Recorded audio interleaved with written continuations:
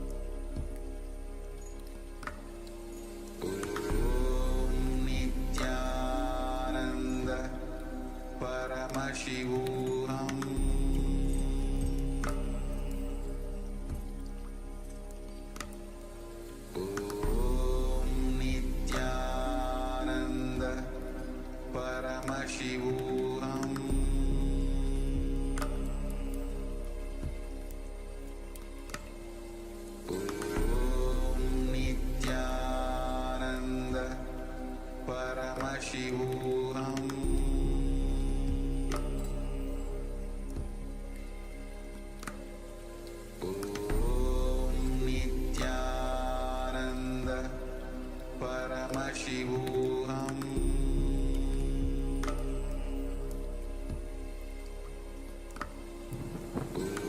Om Nithyananda Paramashivoham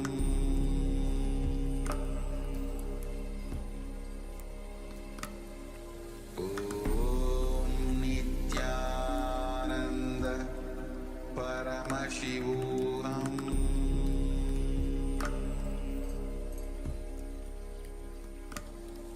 Om Nithyananda Paramashivoham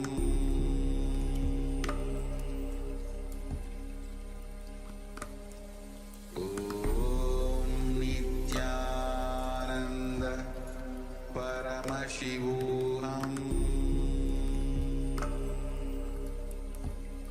Paramashivoham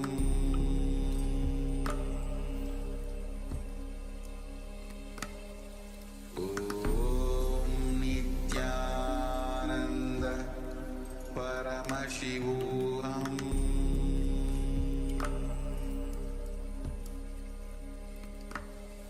Om Nithyananda Paramashivoham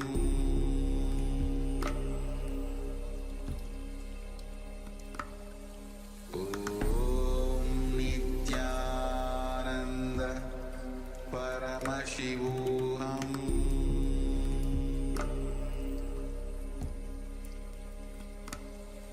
Om Nithyananda Paramashivoham Om Nithyananda Paramashivoham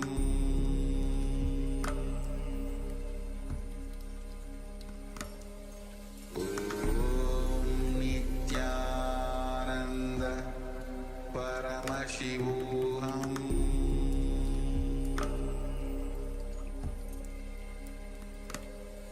Om Nithyananda Paramashivoham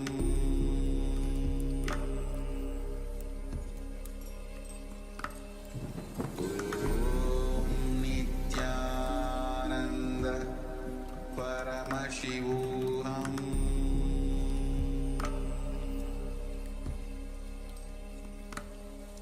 Om Nithyananda Paramashivoham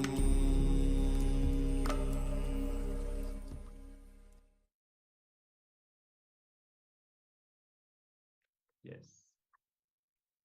That's all settled down. And share your experience during this round of the power manifestation. Share your power manifestation results. You can also let us know what object you have manifested this power with. Requesting all the participants to please come on camera. Ma Chen Hua, Kong Jiaolan, and Ma Kailiwang. Also, Ma Li Sisa is barely visible. It's only black with a white spot. Yes. Oh, another black screen just joined.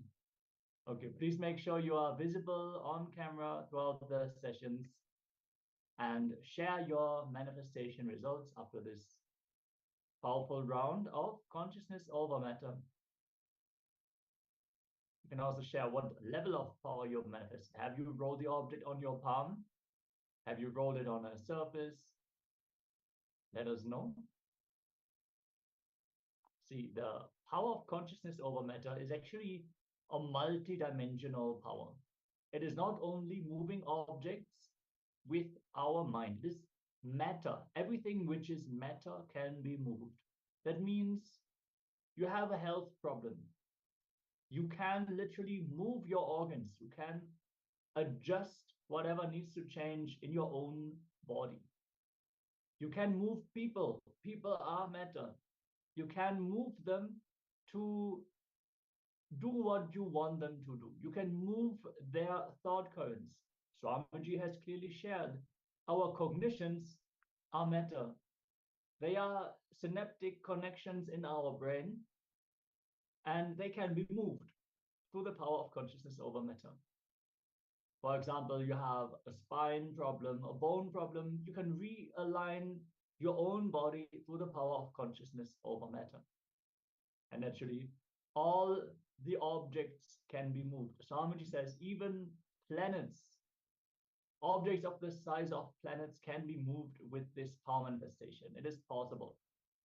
It all is only linked to the level of our completion.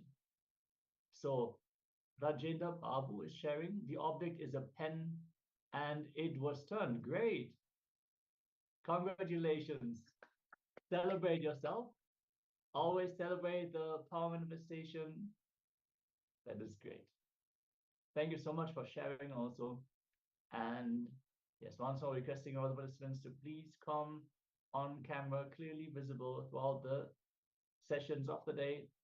This is part of the security guidelines, requesting your understanding to be please on camera throughout the day. And let's get ready to enter into the next jnana segment of the day. Yes. So next, we are going to hear about the authenticity from the Supreme Pontiff of Hinduism directly. So he always says that it is about being true to oneself and aligning all the four images and the expectations of others to you. So it means living at your peak of your possibility and responding to the life with integrity. So if you are a leader, example, at workplace, so present yourself confidently in the meetings is your outer image, and your colleagues expect you to take charge is the other's image. When you live this authentically, then that is your peak possibility, and that's how you expand in life, and that's how you will be at your best in your life. Yes, So Swamiji has beautifully shared the four images that we carry. They are our very extension. So sometimes we feel someone has an expectation towards us. Why should we do what they want us to do? No, we have created that expectation in them as part of our very identity. So it is for our own expansion to align to their expectation. When we feel they are expecting too much, it means they believe that we are more powerful than what we believe about ourselves. And Swamiji also shared, if we can create this expectation in another person, be very clear, you have the power to make this as your identity. If the people think you can live up to an identity, it means you have that ability, you have that possibility. You just need to decide to live it, drop the resistance, and live authentically. yes. Now let's hear from the Supreme Pontiff of Hinduism sharing about the authenticity.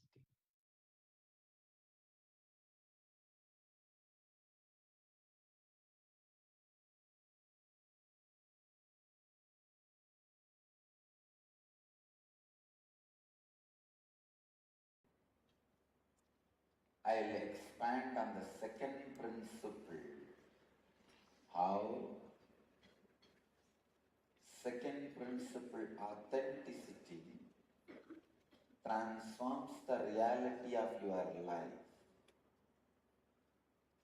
First line, first tattva you need to know is whatever you experience as reality is only possibility. Please listen. If you are experiencing your reality as rich, everything good, that is also only a possibility for great which is supposed to come. If you are experiencing your bad, poor, suffering, suffocation, that is also is a possibility for the worst which is going to come. Listen. Whatever you experience as reality is only possibility. If you are experiencing as good, the great possibility for better. If you are experiencing as bad, the possibility for worse. But do not ever think the reality you are experiencing is the reality. No. It is just possibility. If you are experiencing fear, be very clear. It is only a possibility for the greater fear which is going to come. If you are experiencing courage, be very clear. It is only the possibility for the greater courage which is going to come. Everything you experience as reality is just possibility. Let me expand on authenticity. Authenticity means the state where you are established in the peak of your capability, your possibility, and you respond to life from who you perceive yourself to be. The inner image and peak in the outer image, and establishing yourself in peak in others' image about you. Listen.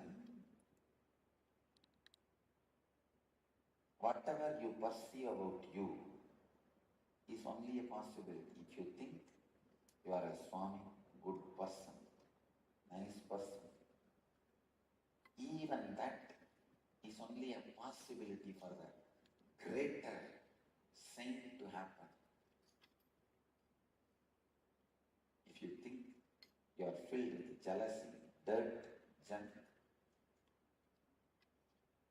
and whatnot, disease, depression, that is also not the reality.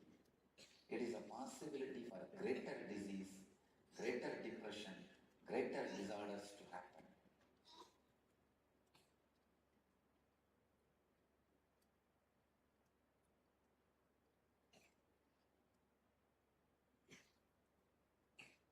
Now, almost all of us experience ourselves as a mixture of both. How many of you cognize what I am saying? You experience yourself as a mixture of both. Little health and little disease. Little goodness, little badness. Little joy and little depression. Little reconciliation and little fight. And little wealth and little poverty. So you are a possibility for any extreme. In a way, you are a possibility for any possibility. When you are in a state of possibility for any possibility, you are called seeker. Bring authenticity continuously. Expand how you feel about you, how you project to others, and how others experience you. Go on expanding. Go on expanding. Authenticity is the possibility of life in you. Drop this tool. Bring authenticity in whatever you are.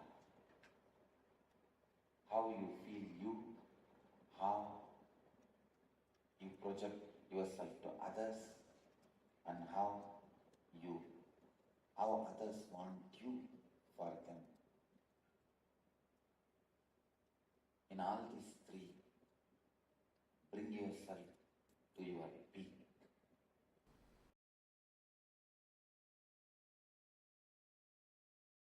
When you bring authenticity to your thinking, please understand,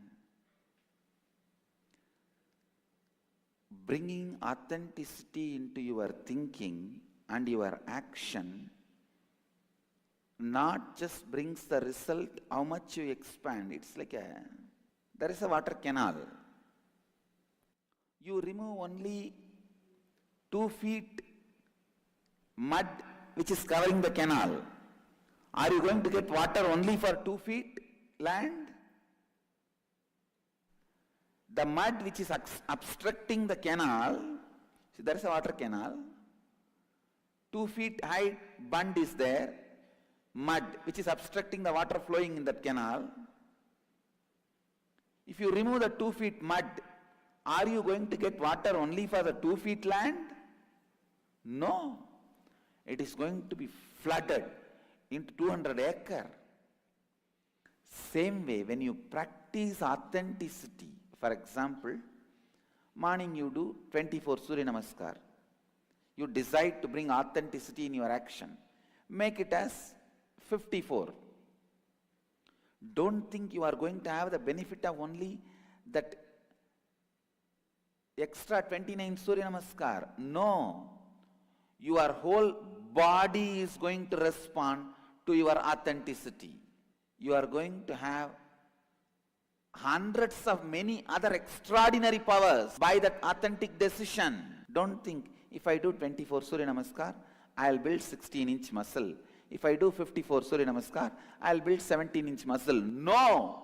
Authenticity does not bring results in proportionate level.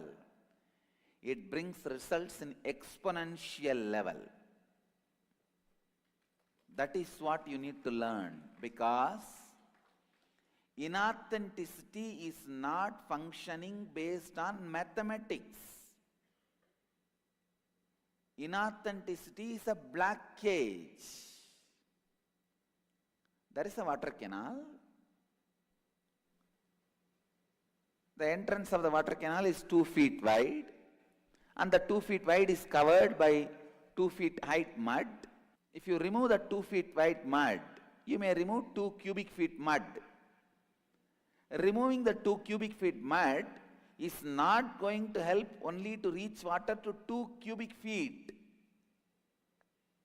You can't say, all right, I removed 2 cubic feet mud, so now water will come for 2 cubic feet. No. It is going to reach to 200 acres, because inauthenticity works as a black cage. It does not function in mathematics logic, the logic of maths. So when you become authentic, the result is not mathematical, it is exponential.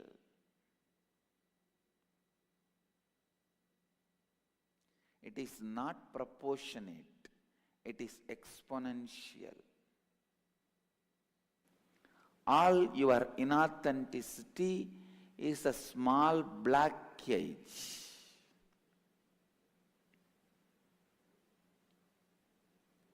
If you make your Surya Namaskar from 24 to 54, you are not going to have the benefit of just extra 29 Surya Namaskar. No, your body will enter into a different space. Whole day you will be in that authenticity. In every step you are doing, you will be in that authenticity. Every action you take, every thinking happens in you, every step of your life, you will be in that authenticity.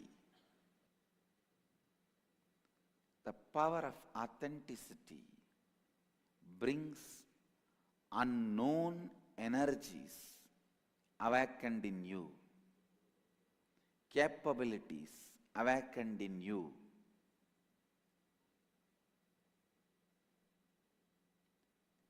Authenticity straight away brings strength in your presence. Nobody will even plan for cheating you. I go around everywhere wearing so much of gold. Not a single thief thinks of stealing from me, because he knows it will be too costly mistake. Even 2-gram chain, 3-gram chain, people snatch. And it's not that I don't walk alone. Many times I walk alone. In the streets, even if you walk as 10 people, few gram chains, people snatch. There are chain snatchers. Not a single thief even thinks, because he knows it will be too costly mistake. Same way, your presence will be so heavy when you practice authenticity. No one will think of taking advantage of you. They know it is too costly mistake. It will be too costly mistake. Authenticity brings strength to your presence. Understand? Catch the truth. Authenticity brings strength to your presence. When you practice authenticity, just by your presence you will enrich people. Anything you say simply will become part of the people's space. Their inner space will not even have a guts to say no. They will simply forget no in your presence. Understand? Authenticity means being in peak in all the three. Being in peak in all the three. Let me explain. Having best, no books, notebooks. Please drop everything. No, can you drop all the notebooks?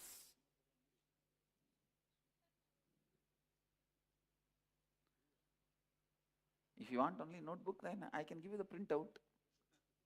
No need for class, na? Listen, listen. Internalize.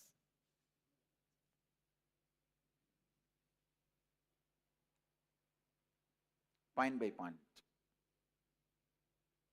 Inner image. Having consciously built best inner image for yourself. As on now, our inner image is not consciously built. It is happening due to accident. Some old dilapidated bungalow you caught hold and you are living in it. You have not built it. You did not see the vastu. You did not buy the land as you want. You did not plan it and you did not create it. Some old dilapidated house, some accident happened, some ghost possessed, all the fellows in the house ran away, you went and started living there. Your inner image is not consciously built by you. Understand? Having consciously built inner image for yourself and projecting consciously built outer image for you. Most of our outer image is a reaction. Understand? It will be literally opposite to what you feel inside. It's like if somebody punches you, inside you feel that terrorized, you are terrorized, terrible fear. Just to save yourself that others should not punch you, you show a strong face. It's a reaction, but I am not saying strong face is wrong. Be very clear. The strong face should be consciously built with responsibility. I'll show the strong face. I'll take the responsibility for it.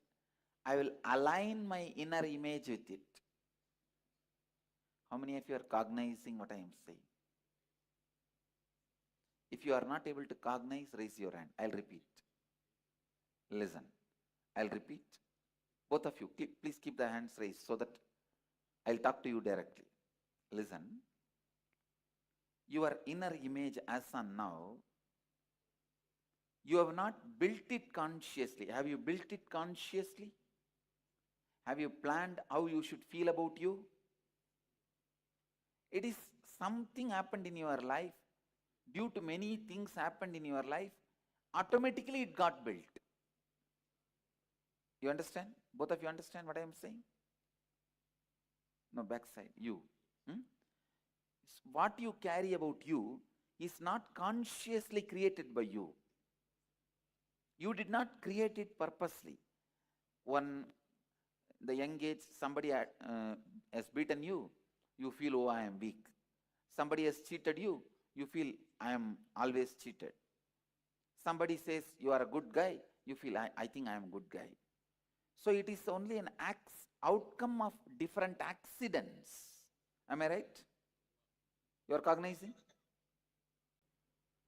So, your inner image, as on now what you carry, is not best because you did not build it.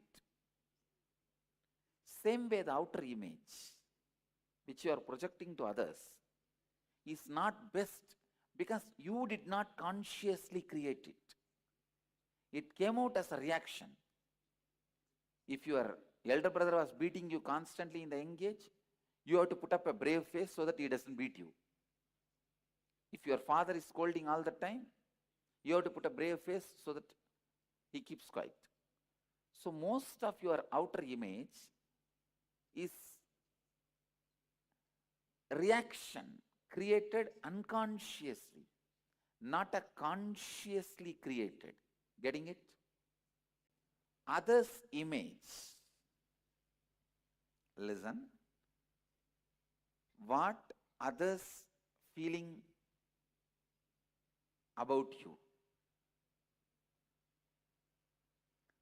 especially the people who live around you, taking responsibility for that. Whatever people expect who live around you, about you, for example, what your mother expects from you, what your father expects from you, it is not that you have to fulfill the expectation of the guy who walks in the street who have nothing to do with your life. No. But with whoever you have committed, with whoever you have commitment, if you have a commitment with a father, with a mother, with a wife, with a son, with a daughter, see, if you already divorced, you say, you are on your own, I am on my own, then no problem. But if you are still committed with a father or mother or a son or a brother or sister or friend or business partner, whoever is involved in your life, if you are a lawyer to your client, if you are a doctor to your patient, if you are an engineer to your customer, with whoever you are committed, taking responsibility for their expectation. Please listen. Now I am giving you the gist. Consciously building the best inner image, consciously building the best outer image, consciously taking responsibility for others' expectation for you. I am not saying fulfilling others' expectation. Getting it? Understand? I am not saying fulfilling others' expectation. I am saying taking responsibility for others' expectation.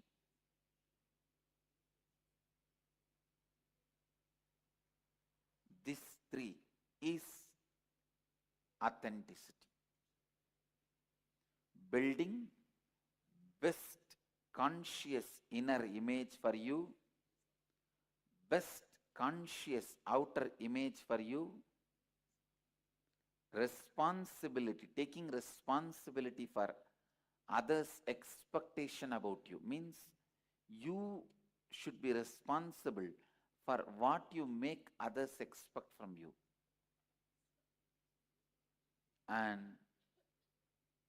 either you should change their expectation or fulfill their expectation. But for both, you are responsible. Getting it? This is authenticity. Taking responsibility for what others expect from you. For example, you are mother of somebody. You set an expectation to your son what he should expect from you. So you take the responsibility and set a scope of expectation. You understand? You set a scope and you fulfill it. Taking responsibility for what others expect from you, you set a proper scope and fulfill it, both. So, all these three being put in one line. All of you are getting it? Let me make it more clear with some more examples. Aligning your inner image, outer image, and others' expectation. All the three is authenticity.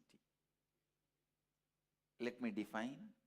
In any point in time, authenticity is you being established and responding to life from the peak of your capability of who you perceive yourself to be for yourself, who you project yourself to be for others, what you expect, what others expect you to be for them. It's almost like a legal statement. Now let me make it very practical.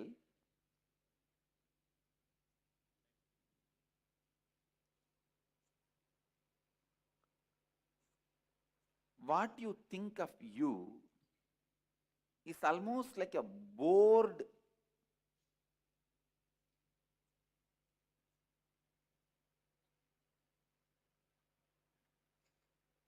useless repetition words. That is why you terribly feel bored of you.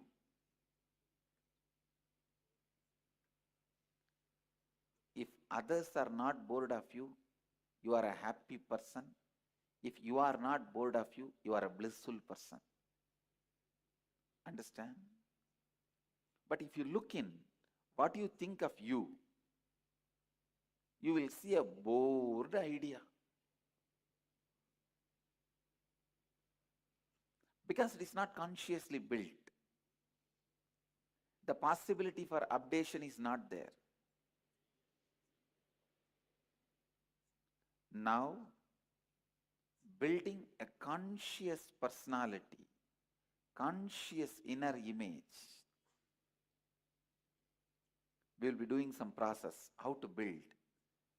First, we will have to find out when we build this accidental personality, which we are carrying. Maybe in the young age, some accident, some powerless moments. Accident does not mean only road accident. In India, accident means road accident, that's all. We don't know any other accident. Even if your mother is beating you, you are standing powerless, shivering. You did 1-2 in your dress, even that is an accident. Many times in those powerless moments, you build idea about you. You build the inner image about you. Please listen. Authenticity at any point in time, authenticity is you being established in the peak of your capability and responding to life from who you perceive yourself to be for yourself or your inner image, who you project yourself to be for others, ahankara or outer image, what others expect you to be for them, anyakara, others' image about you. Being authentic means living to the peak of all the three mentioned above. Now it's a worksheet. Now you have to, from this point you have to answer. Number 1, describe all the qualities you believe as part of your internal image, inner image. Number 2, describe all the qualities you believe as a part of your external image, outer image, how you project you to others. Number 3, describe all the qualities others have shared with you as what they believe as part of the image they carry about you. Means what others expect from you. Now analyze the above and identify which of the qualities are not in alignment with the three images, your inner image, outer image, and others' image about you. Those are the aspects you need to work on. You have to now align all these three images of you that exist.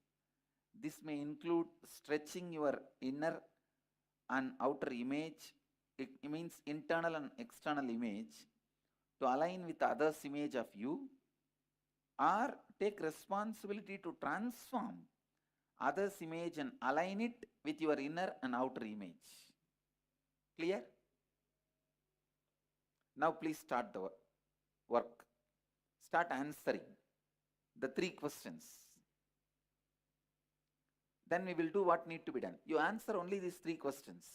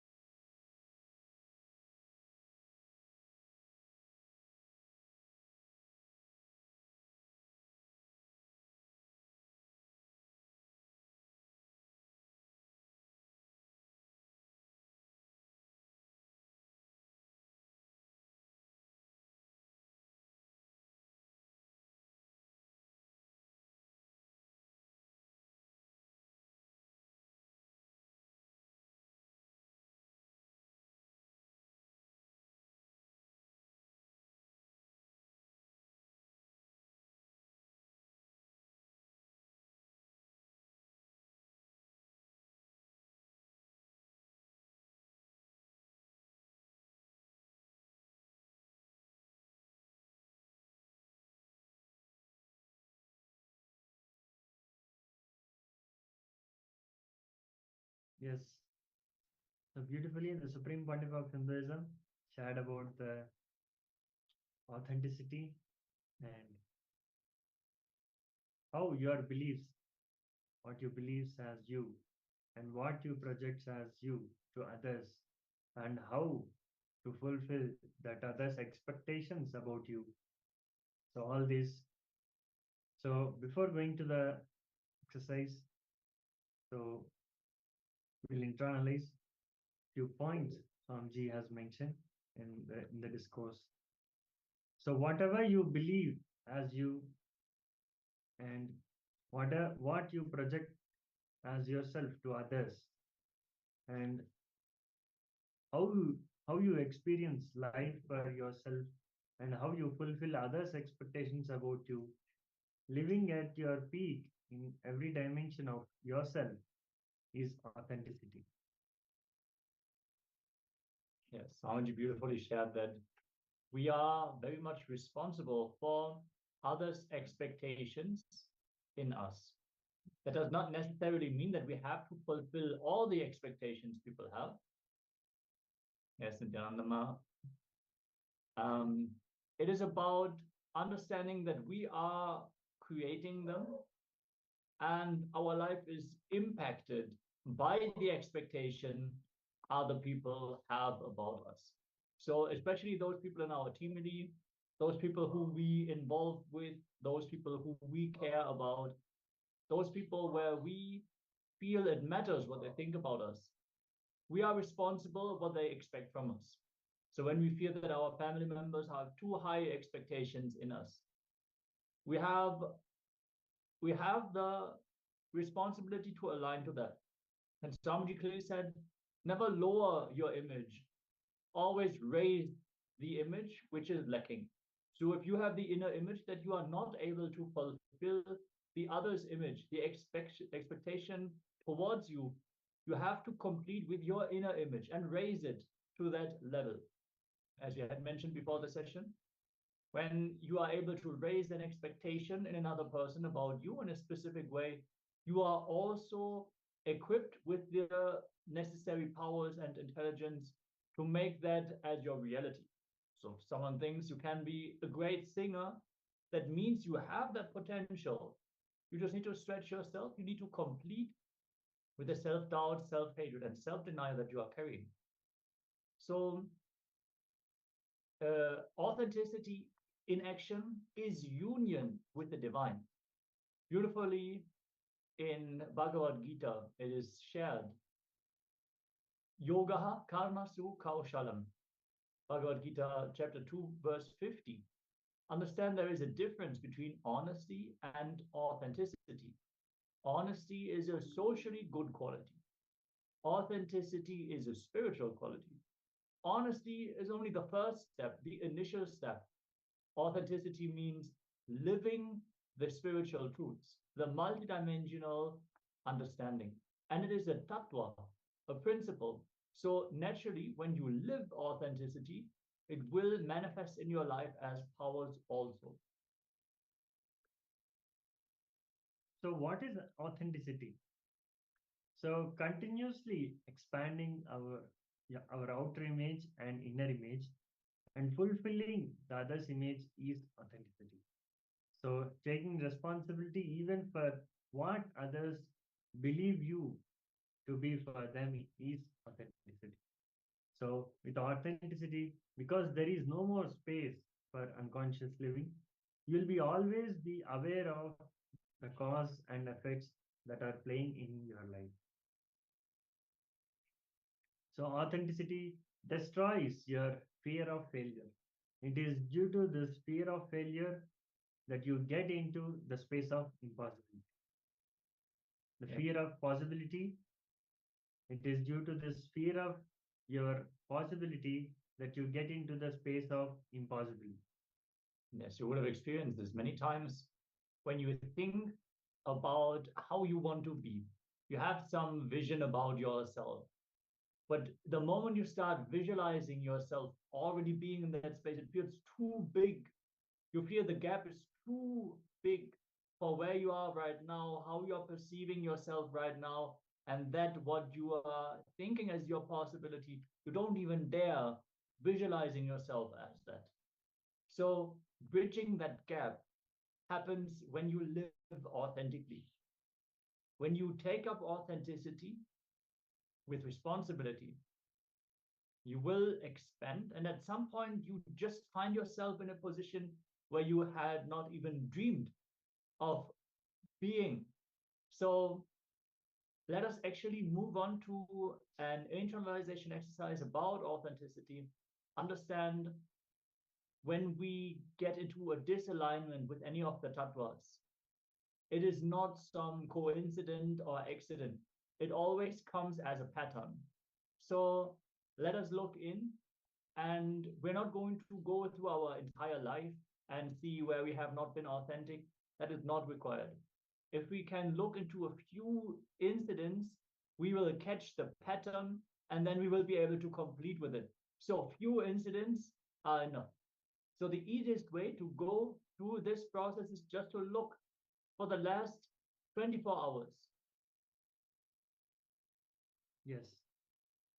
So spend little time writing about all the moments where you displayed a lack of authenticity in last 24 hours.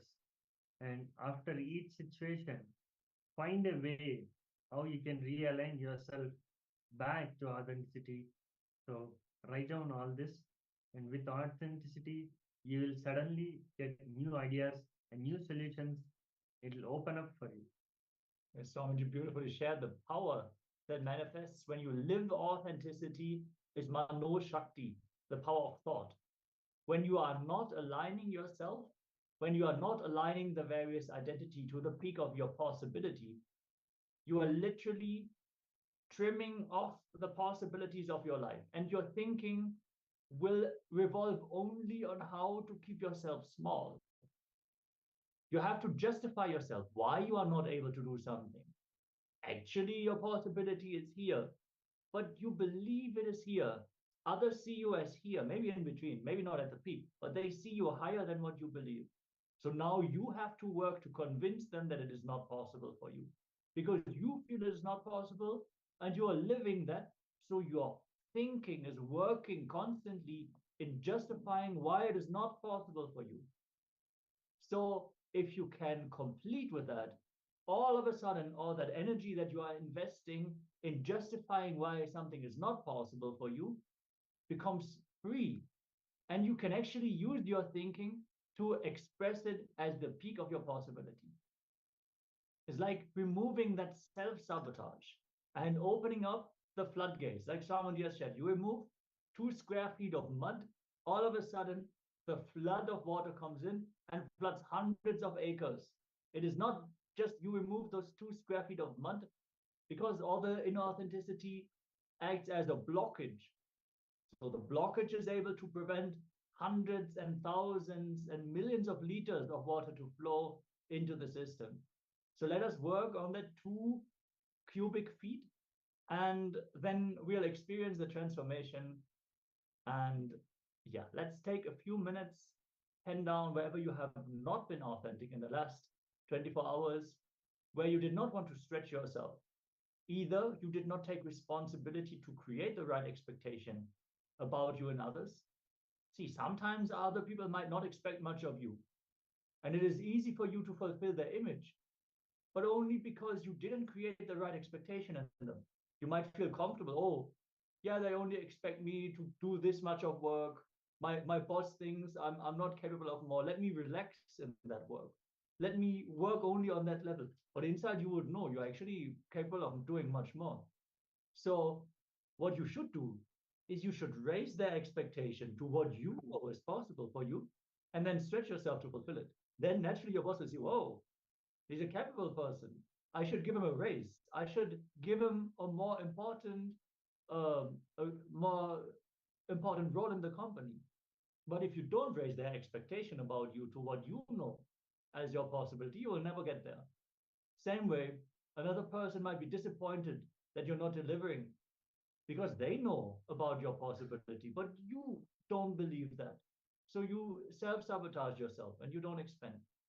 So wherever you have experienced these kinds of happenings in the last 24 hours, write those down and look in what you can do to realign yourself, to expand yourself, to align your inner image, your outer image, and the other's image to that peak possibility that you carry. If you have any questions about the exercise or about any of the images, let us know in the chat. We'll happily respond and help you to understand this exercise so you also can live at the peak of your possibility.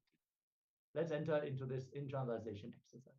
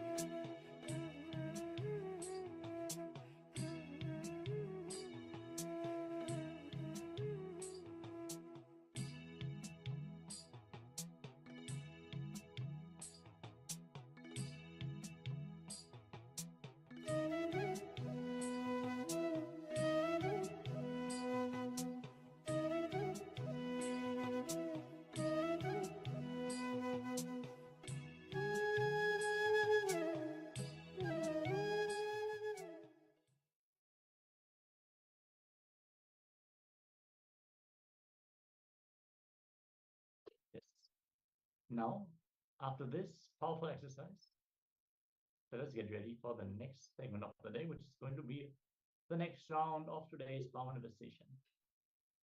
There is one question in the chat. Do you know if Akashic records can help to find my highest possibility?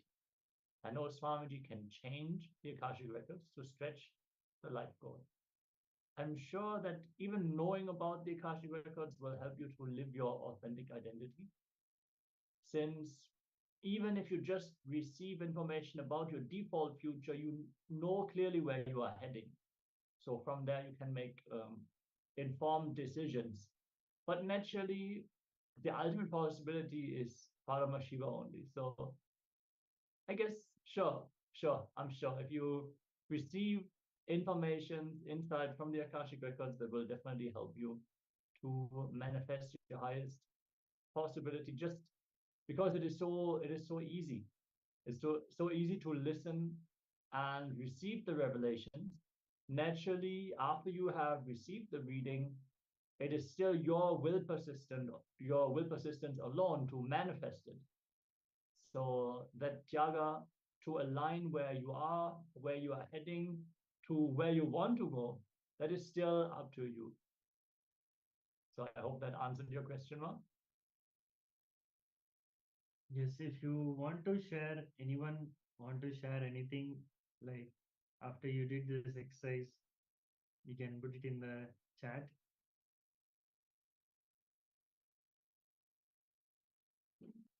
Yes, also requesting, yeah. Rajendra Babu, yeah. So if you want to share anything, you can share. Requesting also the other participants, Ma Li Sisa, Ma Wei Wen Mei, Shen Hua, Kong Jiaolan, Ma Kaili Wang, and Ma Shukla Enlightenanda to please be on camera throughout the program. Join us here. I know it is late for many of you. It is or early in the morning, depending on where you are. Please make sure the light is on in your rooms. You're properly visible. Yes, exactly. Okay, if you have any experiences you would like to share from this insight, any declarations that you have made to yourself, where you are going to align yourself back to integrity, back to authentic action, you can let us know. Share whatever you decided after this exercise.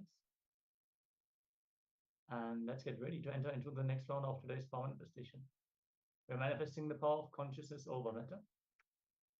And yeah, let's begin by chanting the Shastra Pramana for consciousness over matter from the Vijnana Vaidava Tantra, Dharana 95, Sutra 120.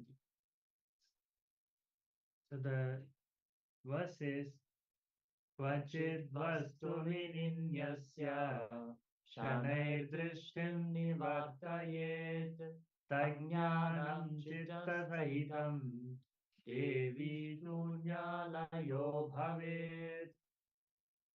So Bhagavan Paramashiva translates as having fixed one's eyes on a particular object, vastu, one should slowly withdraw the sight from the object and as well as slowly eliminate the knowledge of that object along with the thought and impression of it. Then, O Devi, one obeys in Shunya, the state where there is nothing other than this exists, which is the state all inclusiveness or infinity. Yes, beautifully. Swamiji has shared. The very source of all power manifestation is Nirvikalpa Samadhi, the state where there is no thoughts which are rising or falling. There is no fluctuation in the mind. It is just the pure intense presence.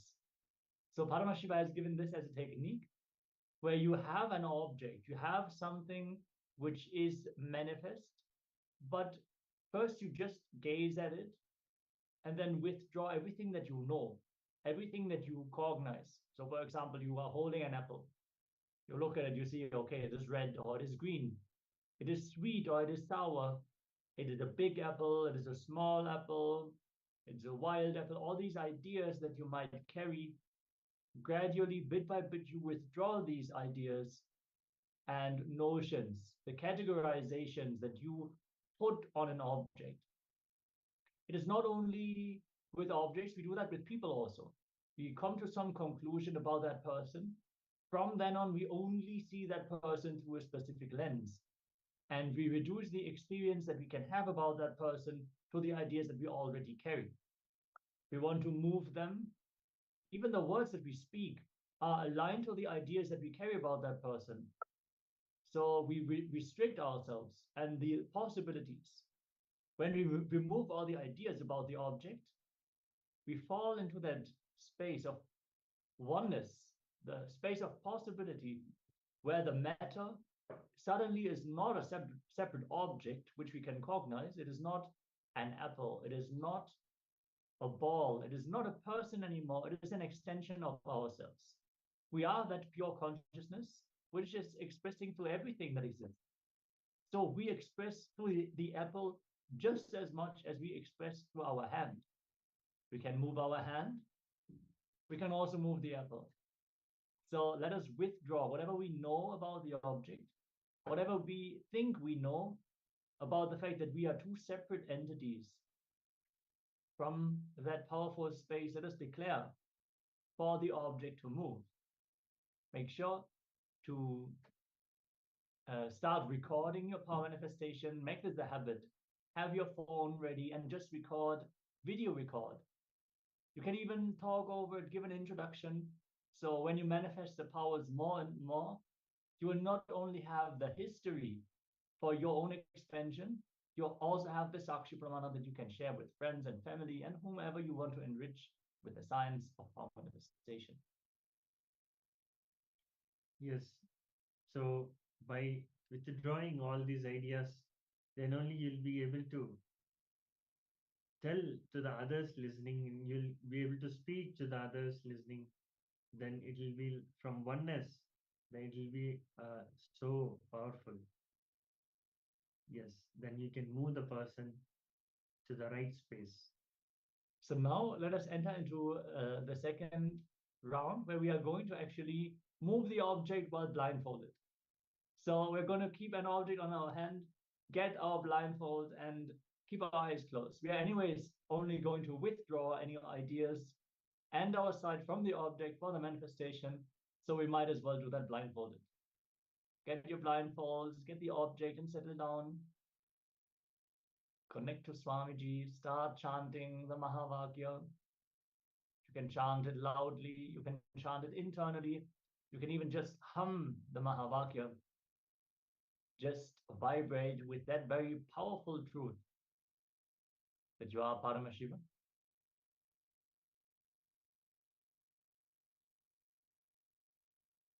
Let us all get ready.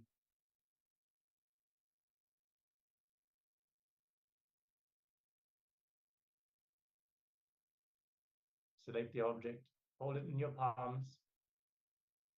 With your eyes tied, no light should fall into your eyes. Now just experience oneness with Paramashiva, with Swamiji, with the object you are holding in your hand.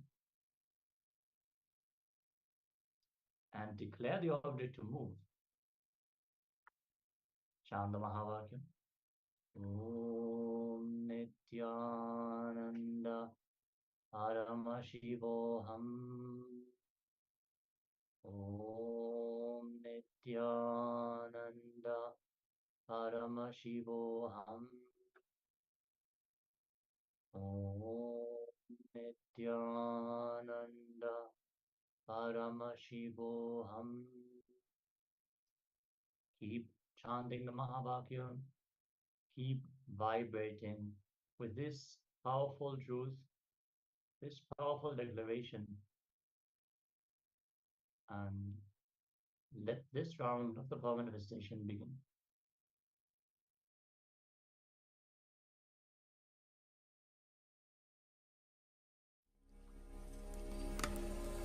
Om Nithyananda Paramashivoham.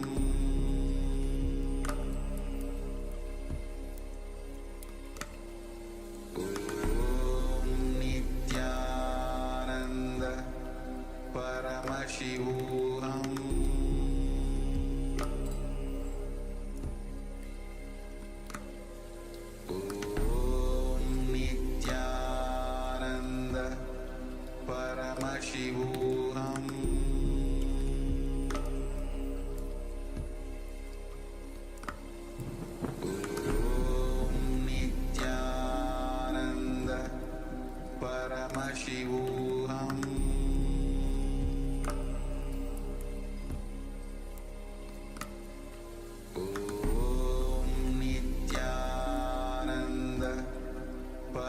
Paramashivoham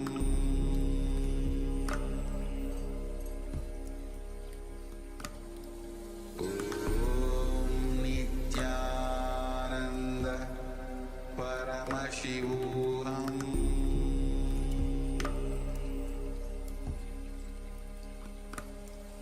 Om Nithyananda Paramashivoham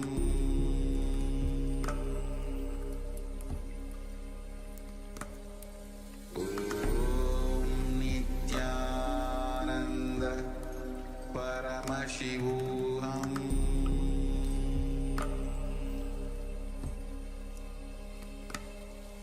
Om Nithyananda Paramashivoham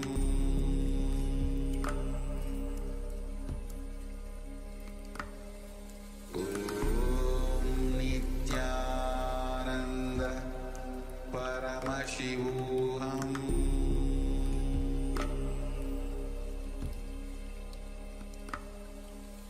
Om Nithyananda Paramashivoham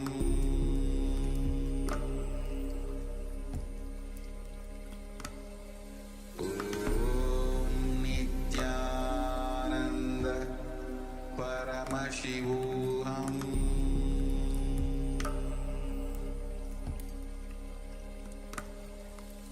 Om Nithyananda Paramashivoham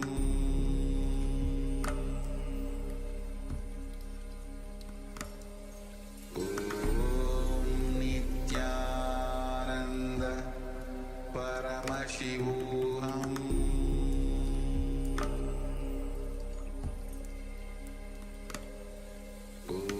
Om Nithyananda Paramashivoham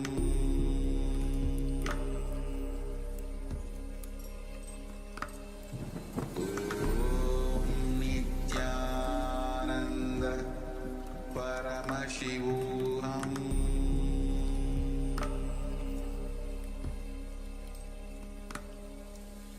Om Nithyananda Paramashivoham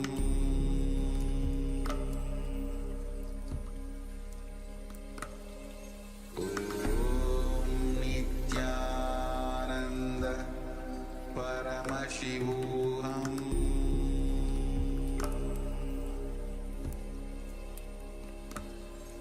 Om Nithyananda Paramashivoham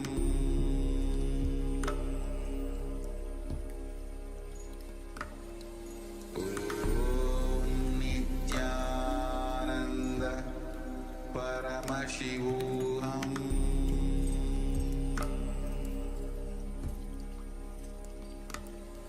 Om Nithyananda Paramashivoham Paramashivoham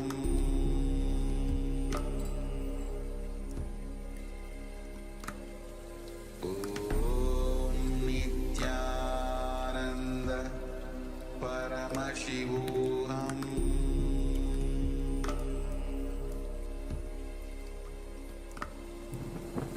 Om Nithyananda Paramashivoham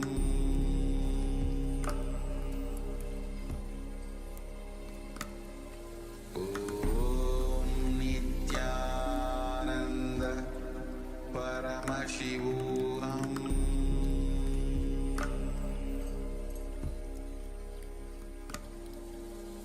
Om Nithyananda Paramashivoham Om Nithyananda Paramashivoham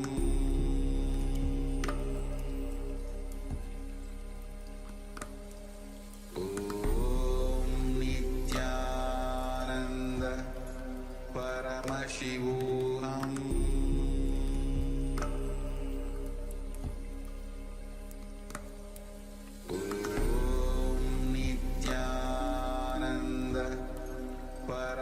Paramashivoham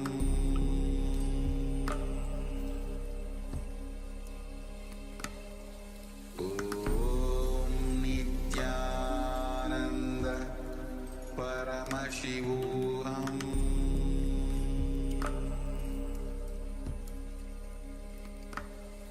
Om Nithyananda Paramashivoham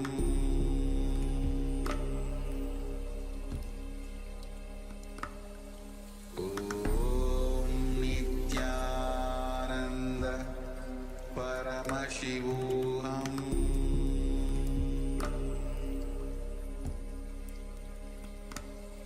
Om Nithyananda Paramashivoham Om Nithyananda Paramashivoham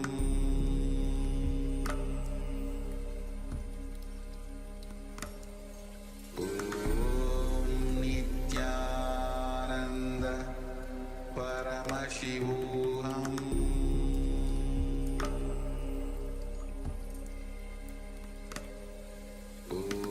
Om Nithyananda Paramashivoham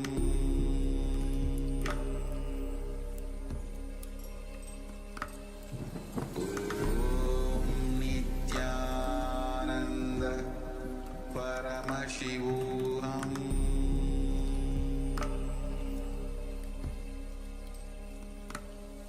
Om Nithyananda Paramashivoham Om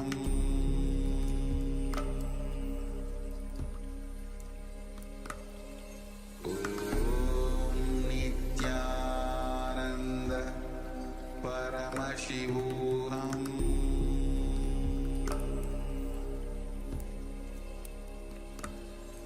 Om Nithyananda Paramashivoham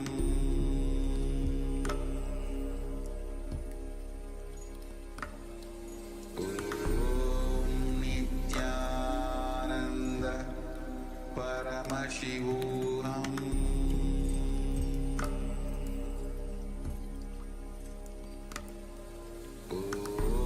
Om Nithyananda Paramashivoham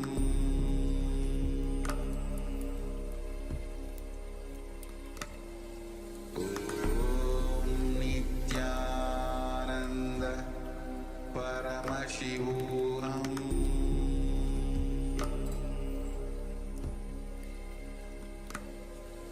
Om Nithyananda Paramashivoham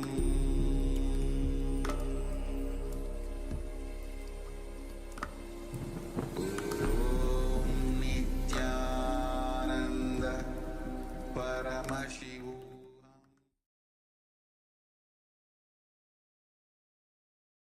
Yes, you can remove the blindfold and share your experience from the conversation. Have you successfully rolled the object? Have you felt the vibration of the object in your palm? First and foremost, have you experienced oneness? That is the very context of the power manifestation. So let us make this as our priority to experience the oneness space. Entering into Nirvikalpa Samadhi more and more will ground us in that experience, and miracles will start happening in our life. Even in our day-to-day life, we will see how things just magically align. And even without big effort, we can see that things are just going exactly how they have to for us to be able to manifest our lives in a particular way.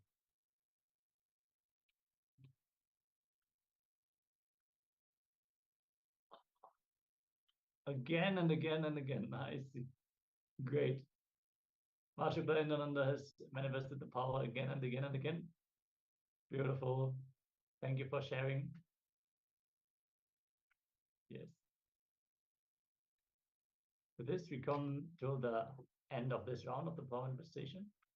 And we're going to get ready for the next power, the next of the four tattvas.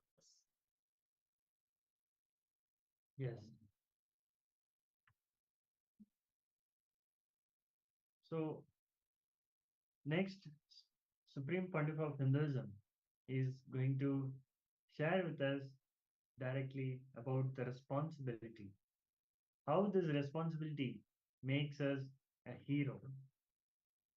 So responsibility in your being means the space from which you cognize carrying responsibility in that zone. So if you don't feel responsible for something, you don't even think in that line. If you feel you are responsible for something, only then you'll even look into that part of life, then it is very wrong.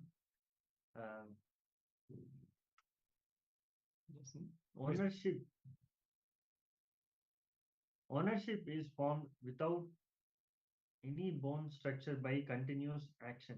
Your actions are like flowers. So ownership is like a thread.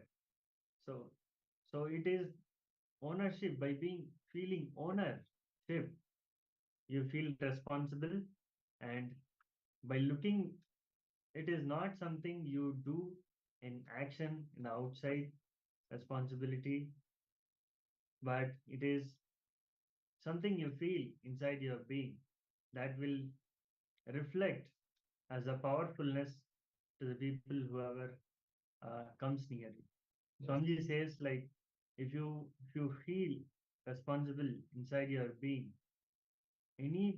anyone comes near you will catch that power. Yes, responsibility literally is the power of feeling. So if you might work in a company for 25 years, but if you don't feel responsible, you're not even going to think how to make the success of the company. You will just plan your hours, you do your job in a clerical way. You might get a promotion, who knows, but you will not be a great contribution for the company. You might fulfill the expectation that is put on you, but you will not be expensive. When you feel responsible, you will want to involve in every aspect of the company. You will see how can I expand? Where are we stuck? Where do we need to make changes? How is this happening? What is this person working on? How can we improve the processes that are already in place? If you are responsible, it is like owning your own body. If you feel responsible for your body, naturally you will take care of it. If you don't feel responsible even for your own body, you will let it wither away. You will not do physical exercise. You will even stop taking the personal hygiene seriously. And that naturally reflects in your inner and outer space, the way you feel about yourself and others feel about yourself. When you have that strong feeling, just your presence will inspire people to take responsibility as well. You will manifest the state and space of a leader. So let us now listen in how responsibility makes us a hero. With this, we want to also say goodbye to all the participants. This is the last session that we are going to take for the day. Hope to see you all again tomorrow. And the next set of acharyas is going to take over after this Jnana segment. Thank you all. Nithyananda.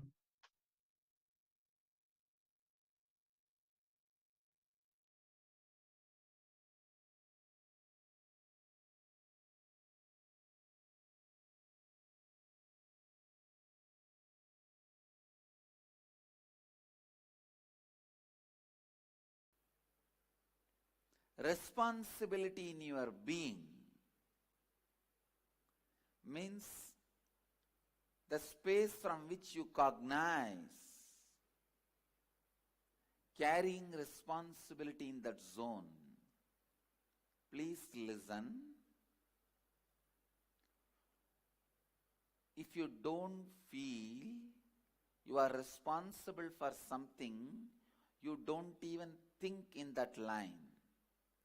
If you feel you are responsible for something, only then you will even look into that part of your life. I'll give you one example. The TV channel headlines reads, bomb blast, 172 people dead. 2 ministers are injured. You will jump up and see where? Iran. You will settle down. How many of you experienced this? Means what? You feel you are responsible only for India or your state where you are.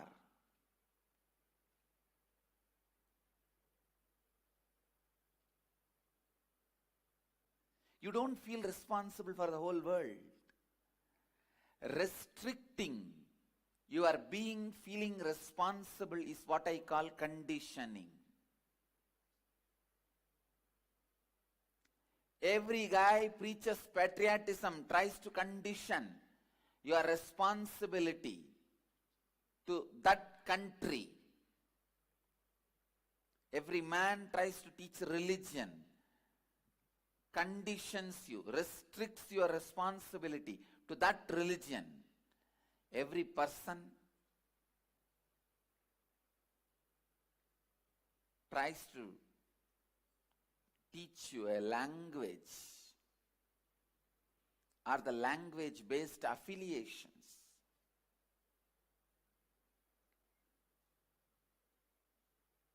Language or the language-based affiliation.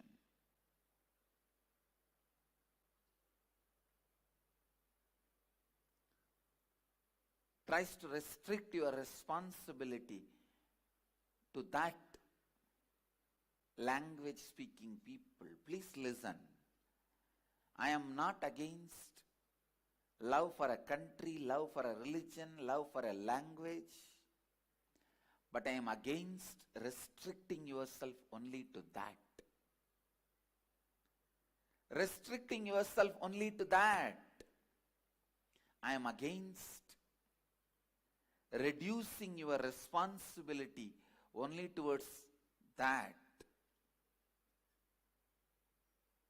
Understand?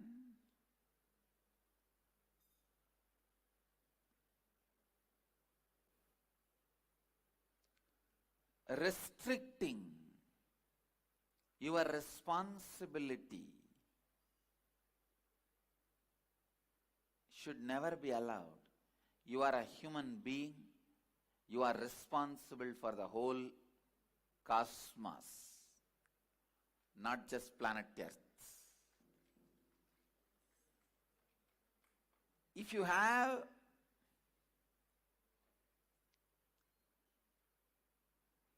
immediate action plans towards some responsibility, nothing wrong. But you not feeling responsible for the whole is seriously wrong. Your being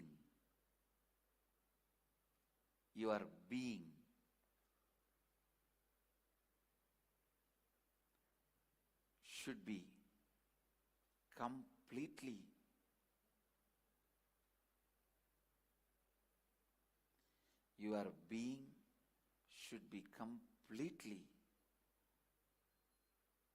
taking responsibility for everything. Listen. When you carry responsibility in your being, please listen. That very carrying responsibility in your being will raise you to a totally different level. I'm really telling you, feeling responsible makes you hero. Not feeling responsible makes you a comedian. It is feeling responsible that decides whether you are a hero or comedian in the life. A being without feeling responsible is a useless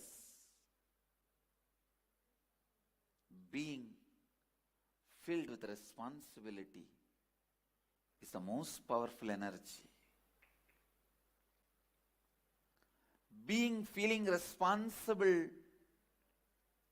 is an energy center. Listen. Even when you go near that being, you will catch that responsibility. You will catch that feeling. Understand?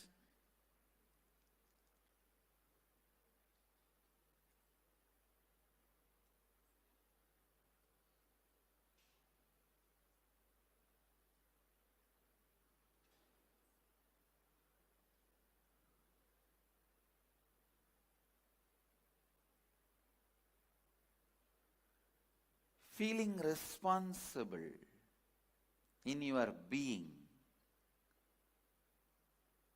I can give you all this as a very powerful technique.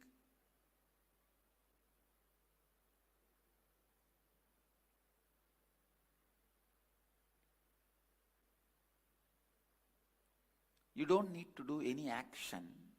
You don't need to do any thinking. Decide from your being, you will feel responsible for the whole world. Suddenly you will see all your actions will have authenticity, thinking will have integrity. A person who has 10,000 crore wealth will not lie for 10 rupee. If he lies for 10 rupee, he must be Nakiran Gopal.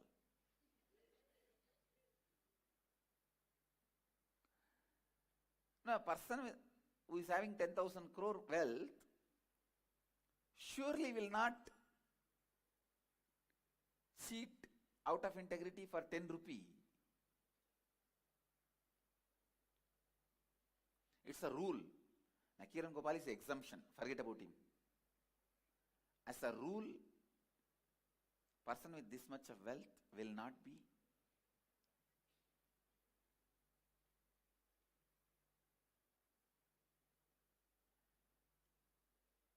without integrity.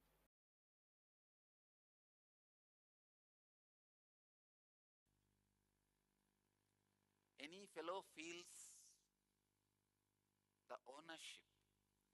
Let me describe. Ownership is formed without any bone structure by continuous action. Your actions are like flowers. Ownership is like a thread. If the ownership thread is used and actions are stitched and tied, it is ego, garland of ego. Never the real ownership happens in that way.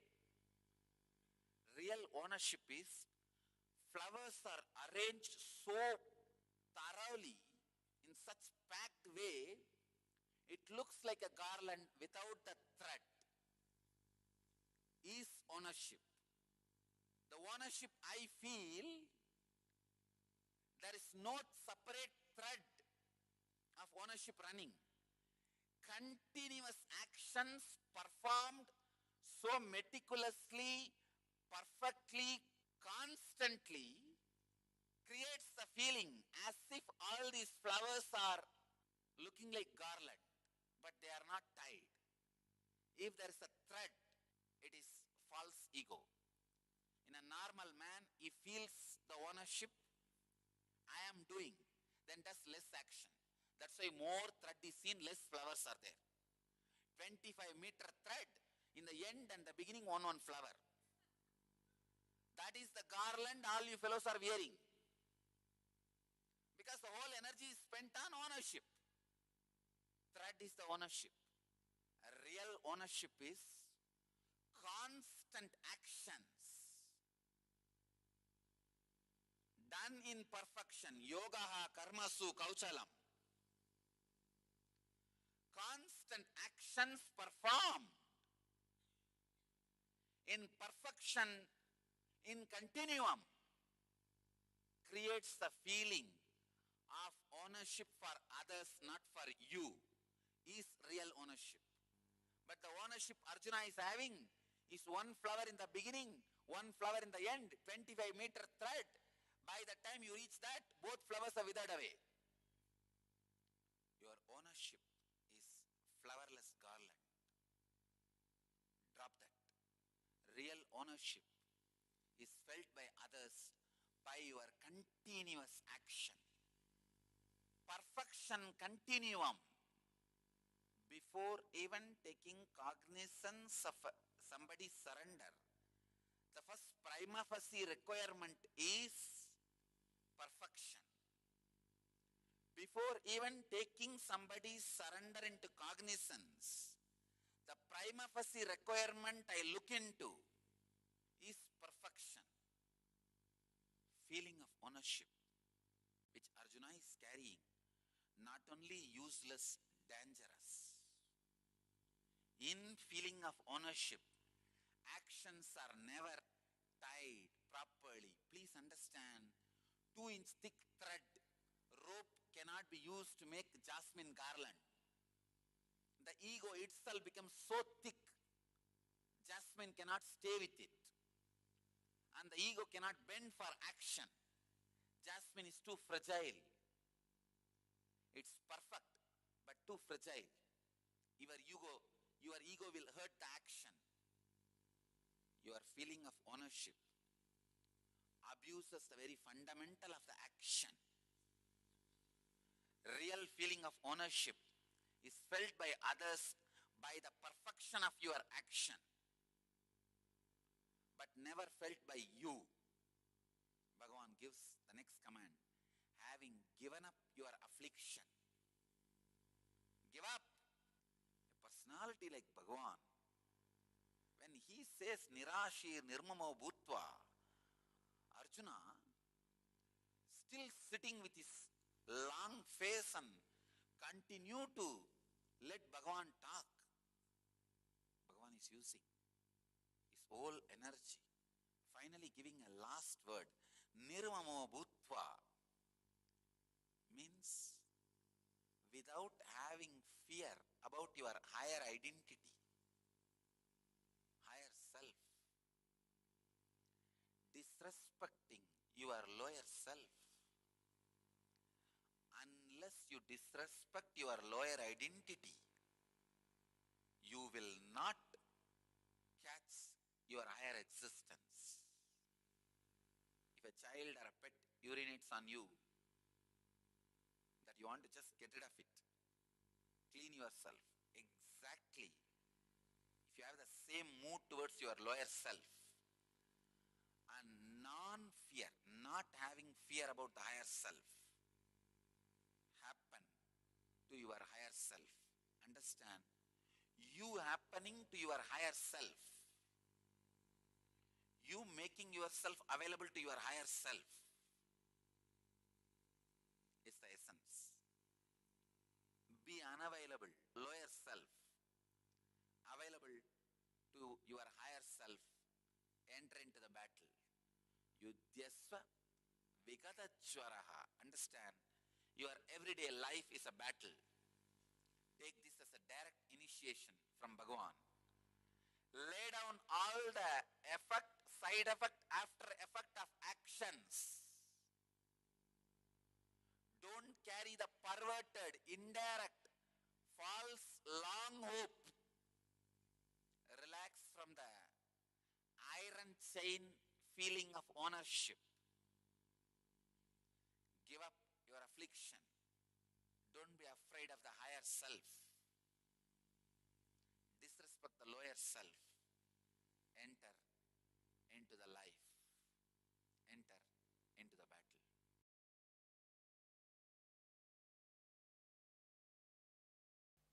Responsibility is living and operating from the understanding that you are the source of, and therefore you are responsible for all happenings in and around you in your life. Let me repeat once more. Responsibility means living and operating from the understanding that you are the source of, and therefore you are responsible for all the happenings. Because you are the source of all the happenings in and around you in your life, you are responsible for all the happenings in and around you in your life. I feel like I am taking the inner awakening next level. In and around you. So you are responsible for all the happenings in and around you. Now clear? No, it's so beautiful to drill this tattva into your bone marrow.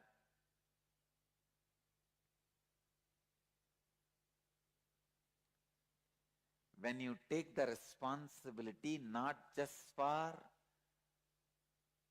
your image about others, but also others' image about you, you expand. I tell you, you express miracle powers in you. This is the science of siddhis.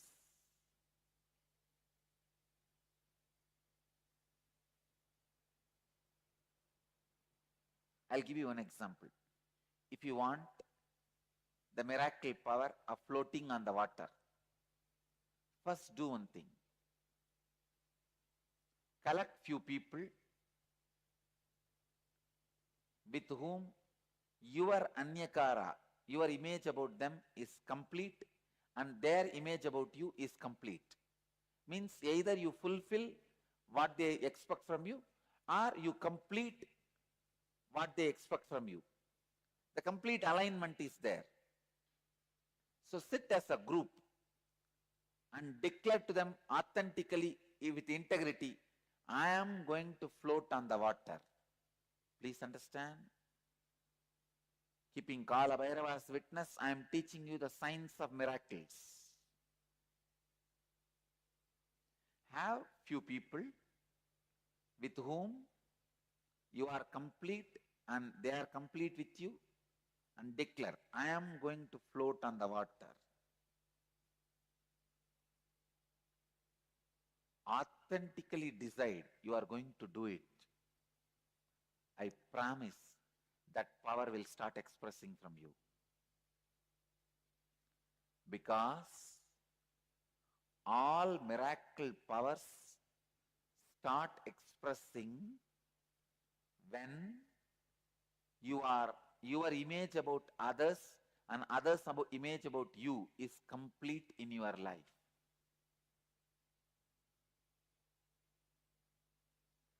Don't imagine immediately, oh, these are all remote things, not for me. No. I am talking about possibility. Straight possibility, not impossibility. There is nothing impossible. When I am possible, there is no impossible.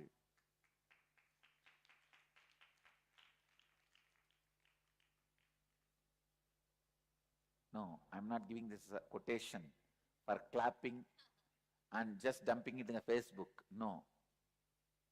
It's for you. When I am possible, how can be impossible? Anything be impossible. The greatest miracle of life. That is why I love me so much. I don't want to lose me. That's the biggest thing I have in my life. This is the biggest thing. All of you know, you are the biggest thing for you. You don't want to lose that. When that biggest thing has happened, when I am possible, how can anything be impossible? For example, if I say I'll give you the power of floating in the water, Will you give up on you? Will you give your life? Will you die? You will say naturally, no. It means what? Then you are the bigger possibility than floating on the water. Am I right? When you have that itself, how can the floating on the water be impossible? Tell me. See, I tell you, all right, I'll give you the power to float on the water. Please die, commit suicide. Will you do? You won't. Because you know that I am the biggest possibility. I am the biggest happening. How can I give up that just for floating on the water? Then, when that big possibility itself has happened, why can't the floating on the water can happen?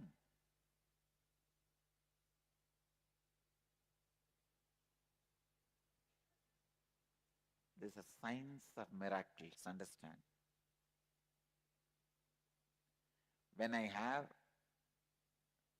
please understand, whenever I have the disciples who are complete with me and I am complete with them, anything I declare immediately becomes reality.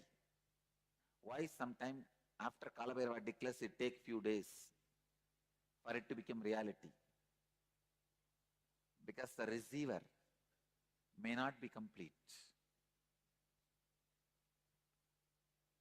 So little completion is required. But Kalabhairava takes the responsibility even for his incompletion and gives that as a boon. At least after the boon is delivered, he should make himself complete.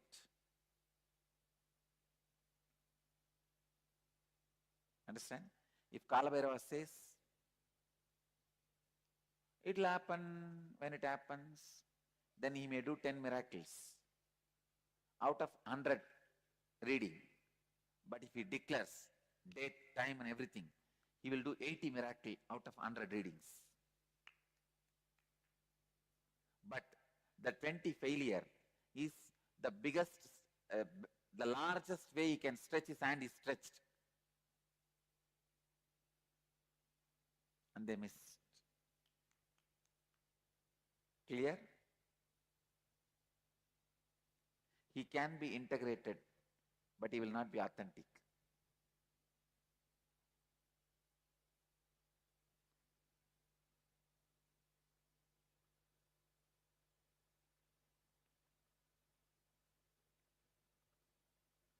Anybody has a doubt? Sometime Kalabhairava blessed, and that day exactly it has not happened. It's still getting delayed. Understand, this is the tattva, truth.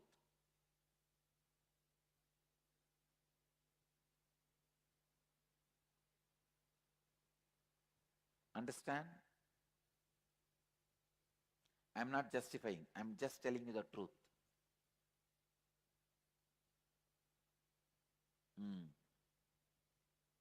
I am not justifying, I am just justing.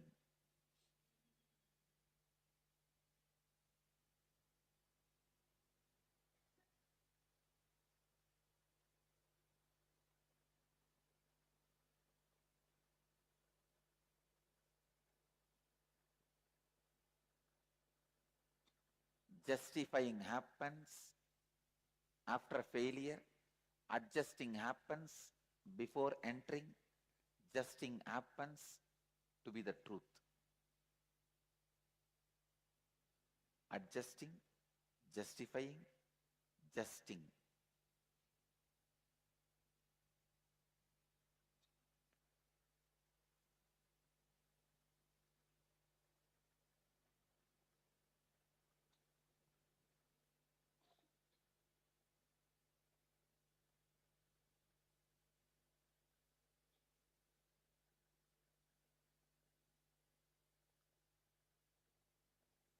Usually, you take responsibility based on your understanding of the peak of your energy.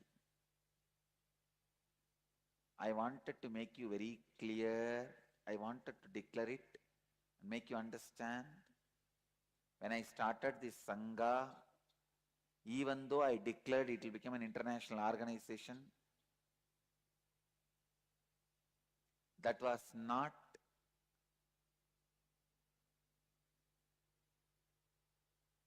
the peak of my energy at that time.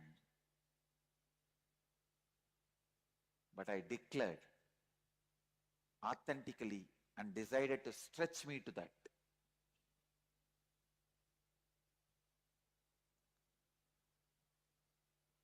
Usually we take responsibility based on our understanding of peak of energy.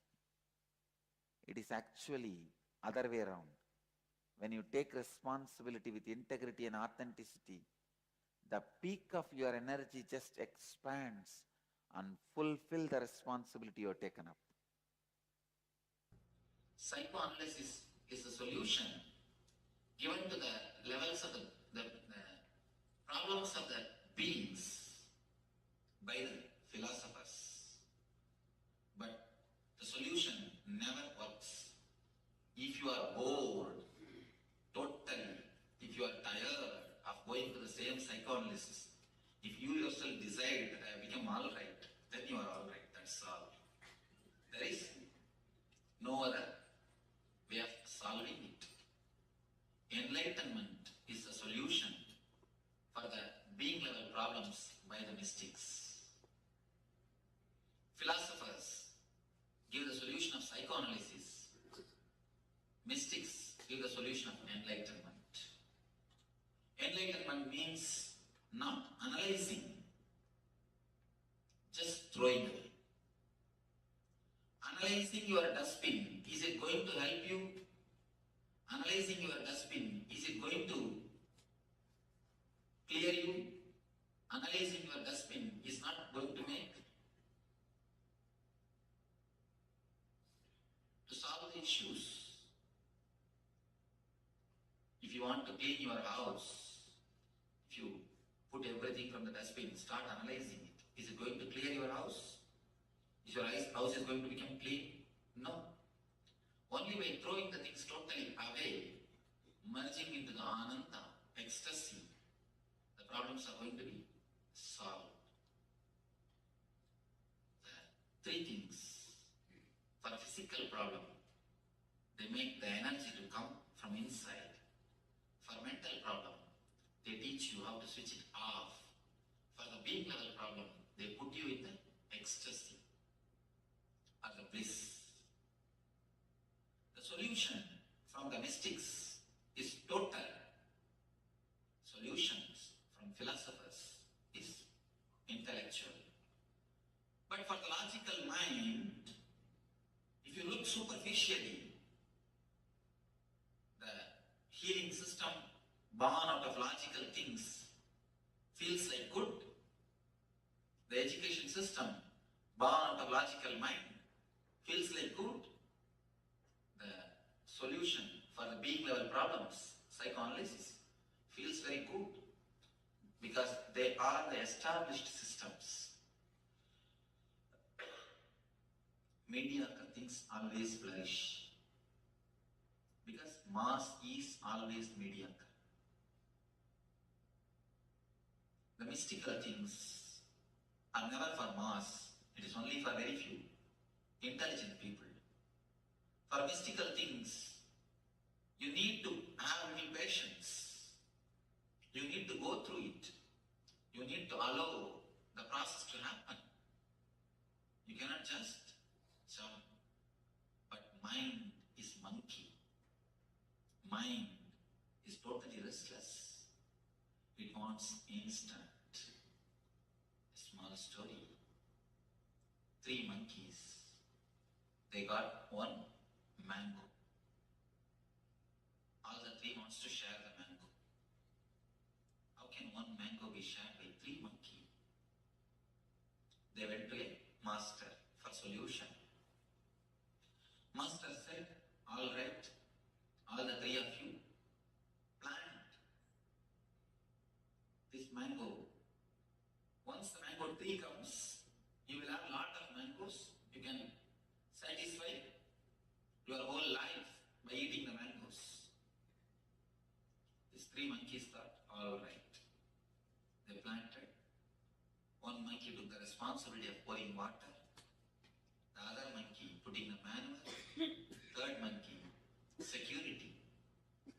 6 months, they did their job religiously. But unfortunately, the seed has never sprouted. The tree has never happened. They went to the master to complain. What did you teach? What has happened?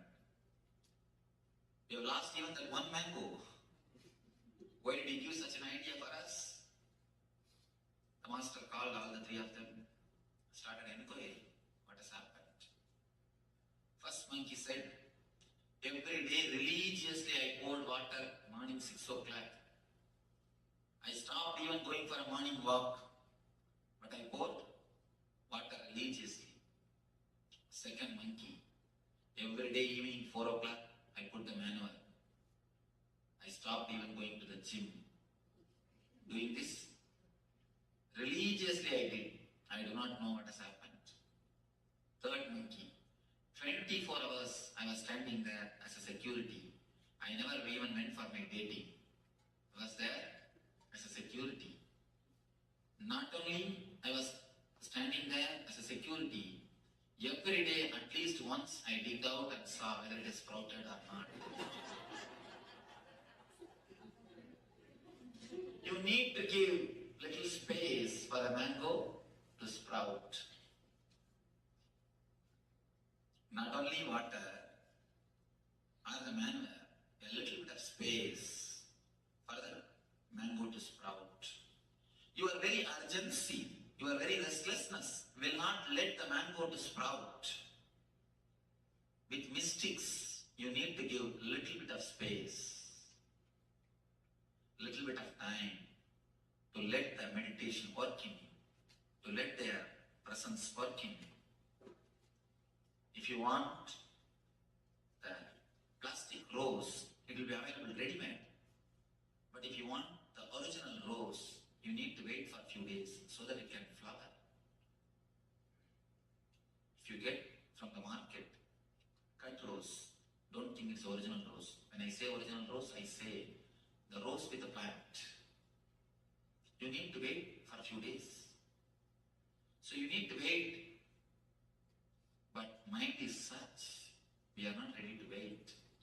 The restlessness, that is why we take the solutions given by philosophers. We take the solutions given by logic mind. When you take the solutions of the logic mind, the philosophy, you solve it only superficially. When you take the solutions given by the mystics, not only you solve it, you dissolve it.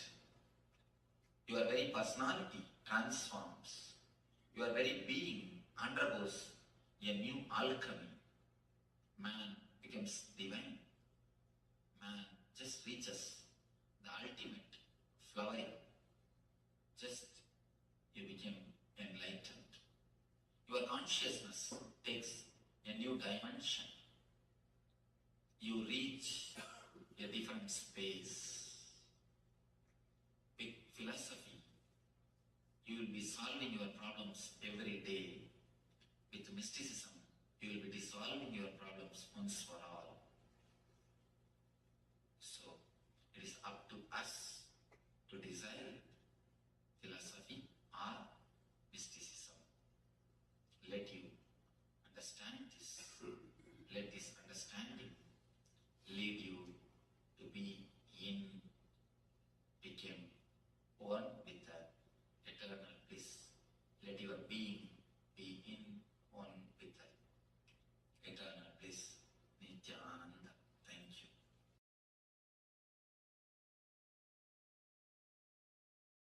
If I am giving that as answer, it is only an all-encompassing answer.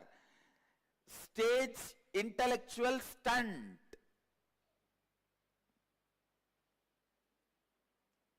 This 4-word, integrity, authenticity, responsibility, and enriching, if you do not meditate on it, if you do not think,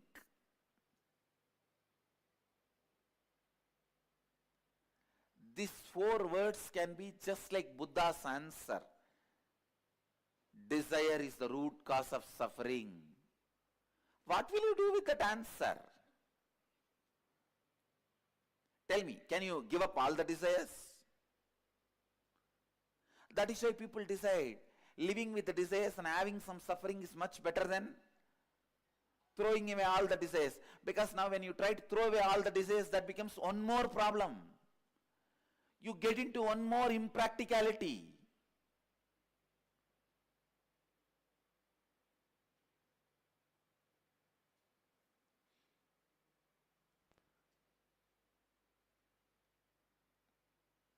The desire is the root cause of all sufferings. Maybe an all-encompassing answer but not a solution. Same way, please listen. If you take this integrity, authenticity, responsibility and enriching as an answer uttered from the stage, this also works just like Buddha's answer. Only when you start internalizing through the inner awakening, it becomes precise, experiential solution for you. Please understand, this is the answer for the question people ask me, why should I come to inner awakening if I am attending everyday satsang? In everyday satsang, when you listen about this integrity, authenticity, responsibility, enriching, completion, it is only like Buddha's answer, all encompassing, but not solution. Only when you attend the inner awakening and internalize it, it will become solution for you. Understand? All encompassing answers are good entertainments, but will not lead you to enlightenment. There are some solutions which cannot be all encompassing, like tantric techniques, amazing solutions. Any problem you have, you can be liberated from it in 10 minutes, 7 minutes, 15 minutes, not more than that. No tantric technique needs more than 21 minutes, because if the technique needs 21 minutes, the technique is considered as dirt in tantric tradition. Amazing solutions.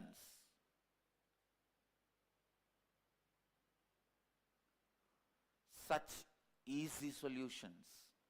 But the philosophy itself does not have all-encompassing answers.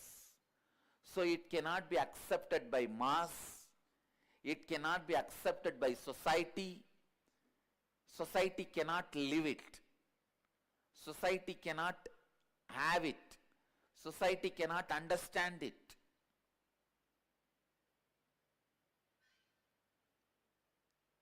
However powerful the root pattern can be, Tantra can finish it off in less than 5 minutes.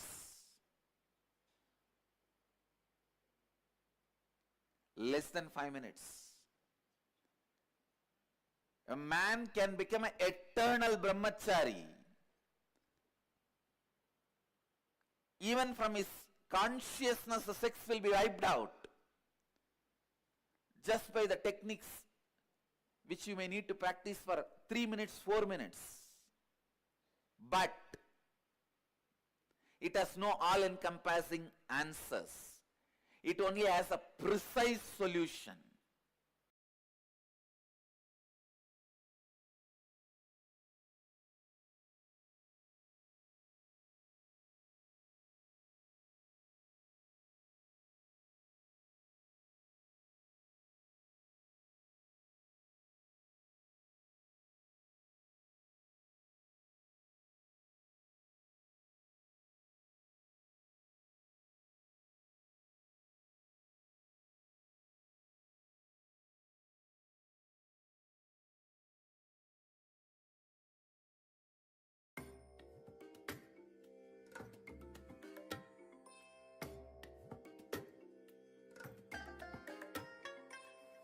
bless you all.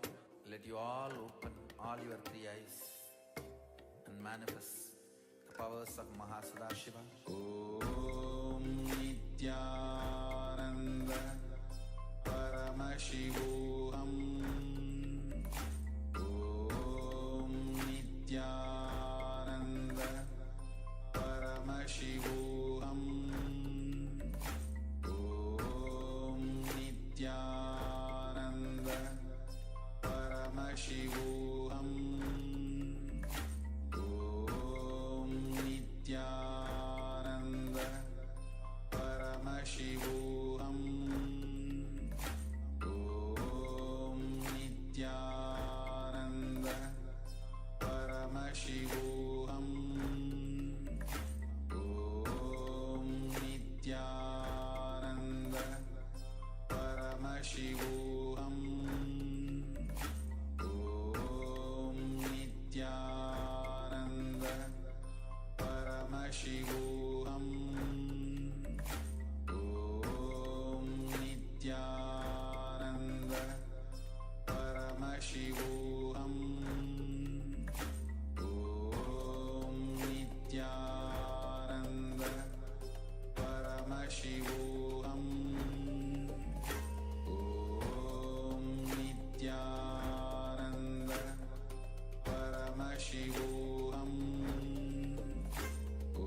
Om Nithyananda Paramashivoham. Om Nithyananda Paramashivoham.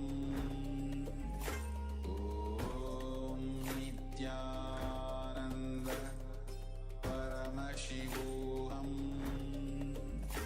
Om Nithyananda Paramashivoham.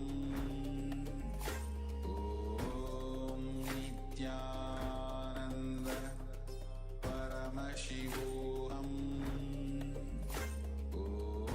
Om Nithyananda Paramashivoham. Om Nithyananda Paramashivoham. Om Nithyananda Paramashivoham. Om Nithyananda Paramashivoham. Om Nithyananda. Yes. Nithyanandam, yes. Nithyanandam. So how the responsibility can make you a hero? So take a moment to share whatever the powerful cognitions that you received from this session. Whatever clicked in you. So take a moment, and even if it's few words or few lines, all the participants on YouTube as well, they can also share in the YouTube chat, and all the participants on the Zoom chat, they can Zoom and you can share on the Zoom chat. Few powerful cognitions that you received on responsibility makes you a hero. So some of the powerful cognitions that Swamiji shared is how the living and responding to life from the truth that make you the source of everything. Therefore, you are responsible for all happenings in and around you. Responsibility means feeling responsible for everything that is happening. When you take responsibility, you begin living life. And when you sit with this responsibility in your Ananda Gandha, you will see that your Kundalini awakens and sends a strong wave to the cosmos, and your words changes the world. Yes. Responsibility is a power. It's not that because we have more responsibility, we create a burden for ourselves, or it's not something that is more than what we can handle. As we take up more responsibility, we actually expand more and more, and we become a leader. The leadership space, the leadership consciousness within us, that expands more and more. So very powerfully we'll be able to achieve and cause our reality and the reality of others as well. So now let us enter into internalizing these truths further so we can drill deep and really understand what responsibility, the cognition of responsibility can do to us, and how it can actually be a power for us. Now, let us take our notepads, the pen and a paper. Let's start writing whatever is happening in our lives in all the dimensions. Let's say at work, at the house, with your relationships, how much money you want to make, and what is happening towards the wealth dimension, in your health, in your physical, your physique, how you want to maintain it, and what is really happening there, and in your in your relationships, how things are going in that front. Just write all of these things that are happening in your life at this moment. When you just sit and think about what is going on in my life, all the things that come up right now, please write it down.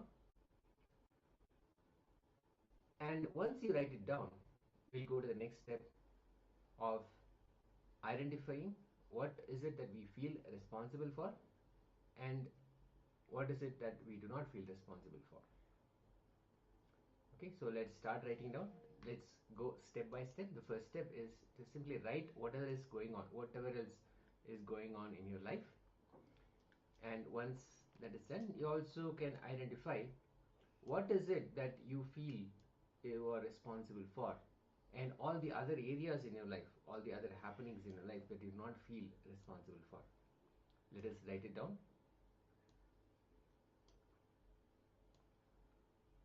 Yes, it is important to write down all these uh, areas where you have taken responsibility, where you felt you are responsible, and even for the areas that you feel you are not responsible. Only when you write down, it will come into your awareness. You'll start to think and feel responsible about it. So we'll be starting with this step. Let's continue.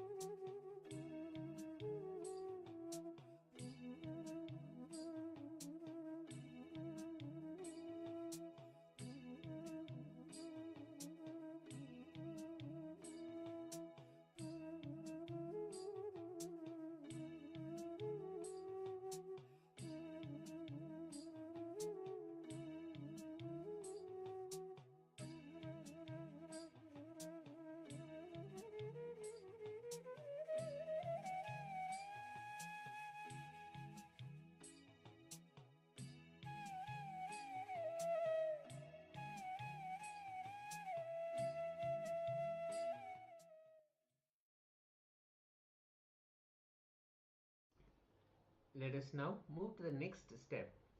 Now we have identified what is happening in our lives, and out of all those, what we feel responsible for and what we do not feel responsible for. So, for the second part of this, all the happenings where we do not feel responsible for, now visualize and start writing down what will happen in those areas if you actually take responsibility with power and completion. Visualize yourself feeling and taking full responsibility for all those situations that you are responsible for, that you feel you're not responsible for. Let's take an example. Let's say at work, you you are assigned a certain function and you are very good at it and you achieve it, and there are other functions which are also needed for the whole to come together and make the whole thing work, make it all work. Now you may not feel that you are responsible for the other components as well. Now visualize, if you are responsible, if you are taking the responsibility for those also, how will it be? What will happen? What will happen in those areas when you take responsibility with that powerfulness, with that completion? If you are taking responsibility for those areas, how will it be? Visualize and write down. Even in the space of relationship, let's say you are saying the people you are with, they have certain things, and if you feel or if you take responsibility for their behavior, their words, their actions, how will it be? Visualize and write down.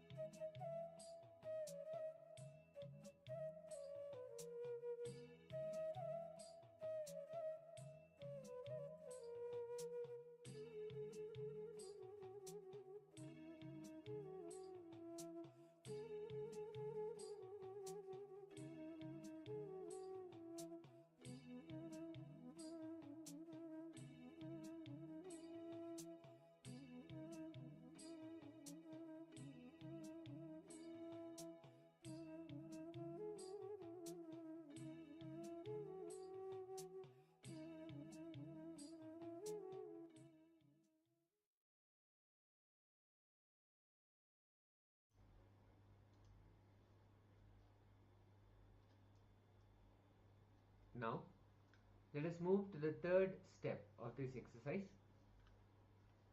Now, identify all the situations in your life where you experience conflict. Visualize taking responsibility and write down what will be the thoughts, words, and actions you will now have in the same situations.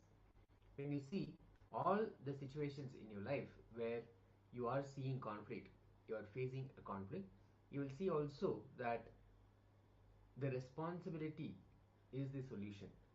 When you take responsibility for those situations also, how you will be from a powerful space, you will be operating from a very powerful space, and how the whole situation will be transformed. Now visualize in all those areas wherever you feel there is a conflict, whether it is in your relationship, at work, in your career, or even in your wealth dimension, anywhere. Conflict as in you want to have something, you want to achieve something, but it is not happening. You are not getting the results that you want. Even in those situations, now visualize taking responsibility, and with that responsibility as the primary cognition, what will be the thoughts, what will be the words, what will be the actions you will have in those same situations. It's a very powerful process. It will empower you and enable the leadership consciousness within us. So let us enter into this visualization and write it all down.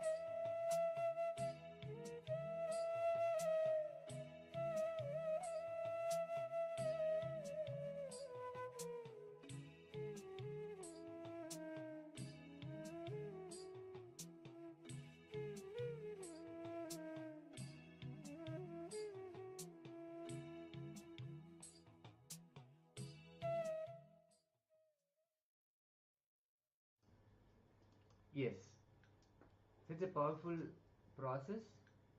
I hope all of you are able to identify the all those situations where you can actually take the responsibility and feel powerful and bring leadership into those situations and resolve all these conflicts as well.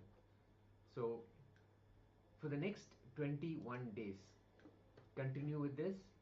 Take responsibility for everything that is happening around you, even the situations where you will normally feel that I am not responsible for this. Take responsibility for those also. Be aware of the thoughts, your words, your actions you will have when you stand in the space of responsibility. You will see that you will begin living life this way. As you do this, as you take more and more responsibility, automatically you are expanding and you are infusing yourself with leadership consciousness. So powerfully you will be able to handle life and you will be able to expand into more and more possibilities. Thank you so much. Thank you all for sharing also your experiences. Now it is time for us to enter into power manifestation. Today we are manifesting the power of changing the pulse of the other person by scanning, your body scanning, and changing the person's pulse. So now, first thing is, as we are manifesting the power of scanning another person, so take a moment to partner up, especially if you are anybody who is nearby you, your friend or the family members who are nearby you. Ask them to volunteer for this power manifestation. If you want, you can ask the partner in the Zoom as well. So take a moment to find a person who can actually volunteer for this power manifestation, and then we'll be entering into changing the pulse of that person through the power of third eye, which is between the brow center, between the eyebrows.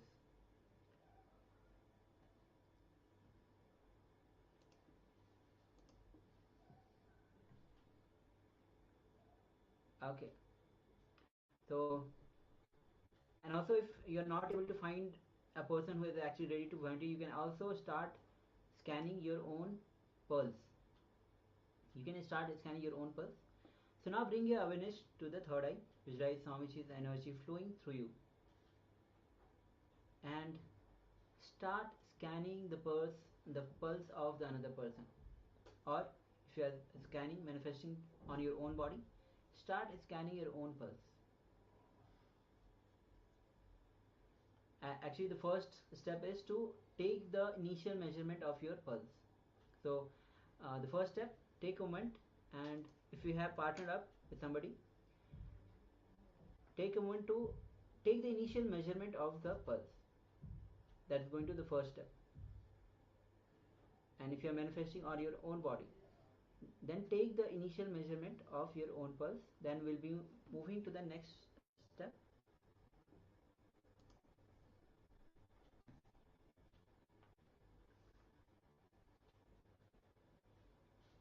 Yes, once you have the pulse ready, let's enter into our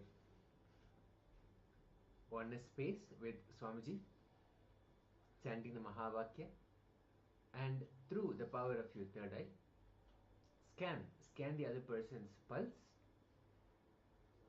and give that command to change the pulse. Simply give that command. Our third eye is the seat of our will. Once it is awakened by Swamiji, anything that you put in as a command becomes a reality. So simply make that as the command that you want the pulse of the person, either if you have a person that you are working with or if you're working with your own self. Make the statement as you want to change the pulse of the body from the powerful space of the third eye, chanting the Mahavakya intensely.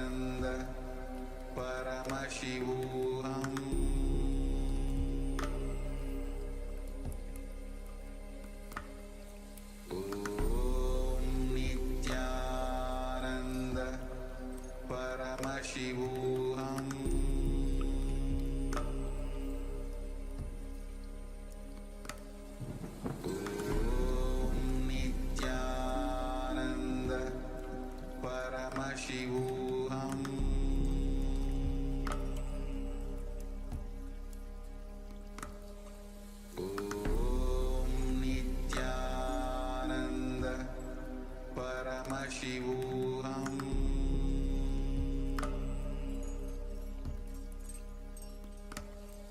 Om Nithyananda Paramashivoham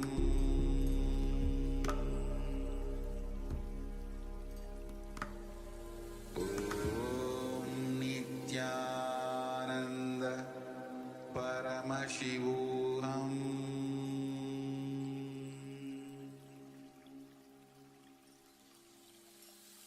I bless you all. Let you all open all your three eyes.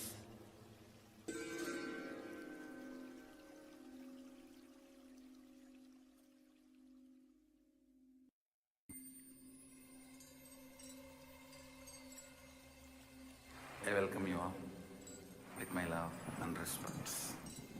Let you all open all your three eyes. Om Nithyananda Paramashivoham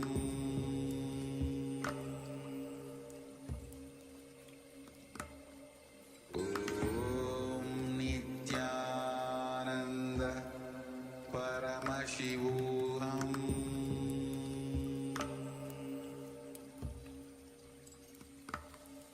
Om Nithyananda Paramashivoham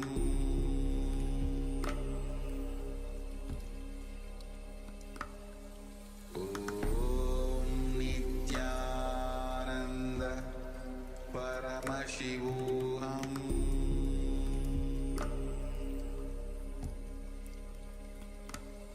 Om Nithyananda Paramashivoham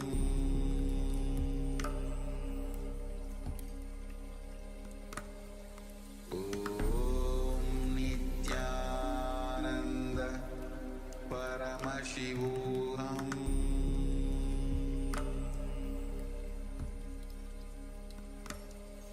Om Nithyananda Paramashivoham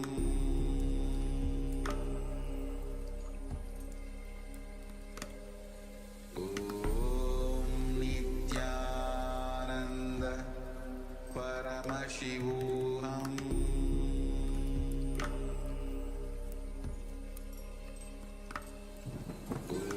Om Nithyananda Paramashivoham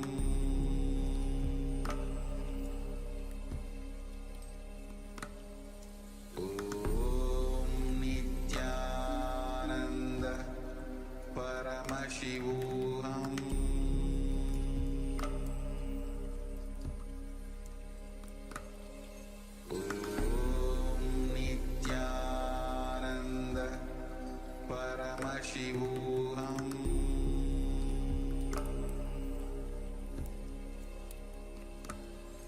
Om Nithyananda Paramashivoham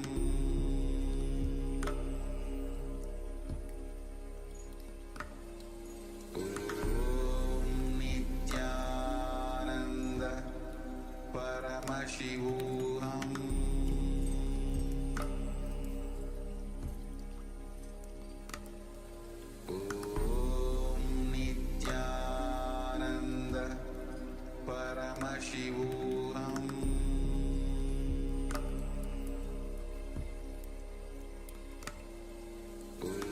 Om Nithyananda Paramashivoham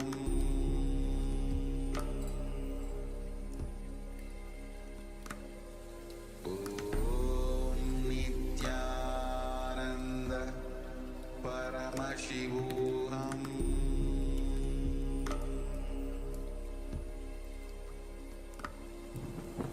Om Nithyananda Paramashivoham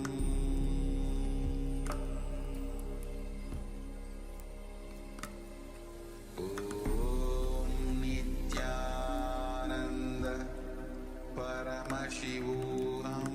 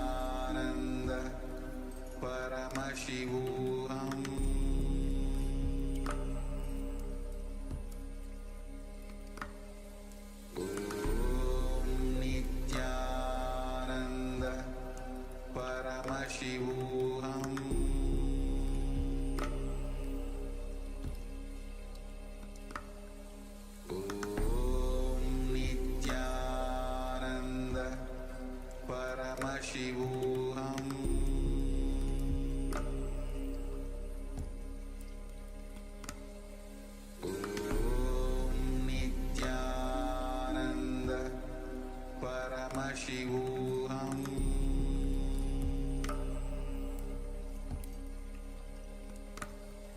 Om Nithyananda Paramashivoham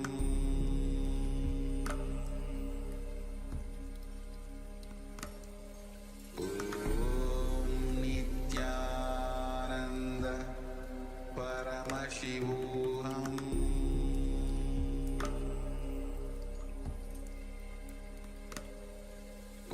Om Nithyananda Paramashivoham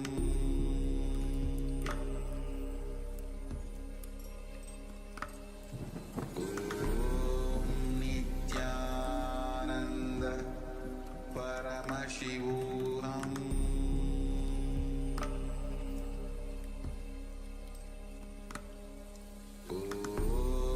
Nithyananda Paramashivoham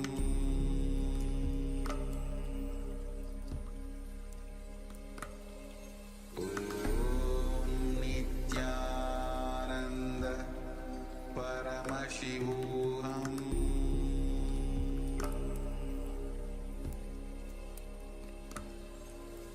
Om Nithyananda Paramashivoham Om Nithyananda Paramashivoham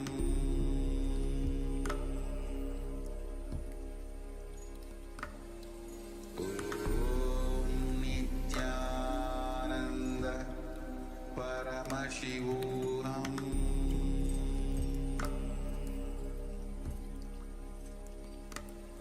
Om Nithyananda Paramashivoham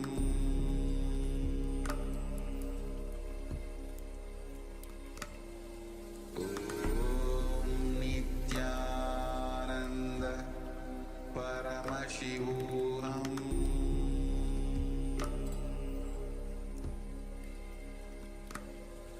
Om Nithyananda Paramashivoham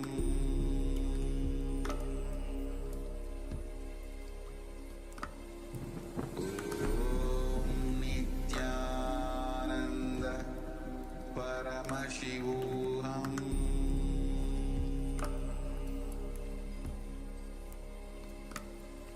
Om Nithyananda Paramashivoham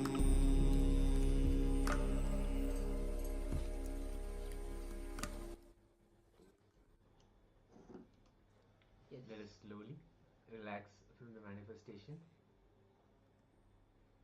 Now let us compare the pulse. Check how the pulse is right now and compare it with what it was before we started the manifestation. Let us quickly check and share also the results. If you have been working with a partner, please ask the partner to share their pulse.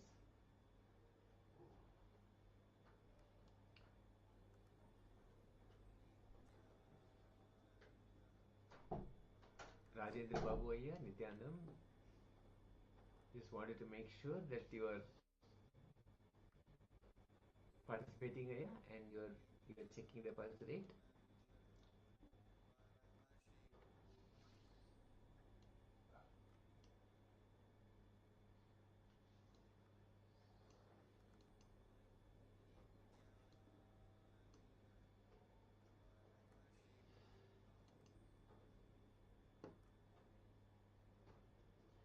Thank you so much.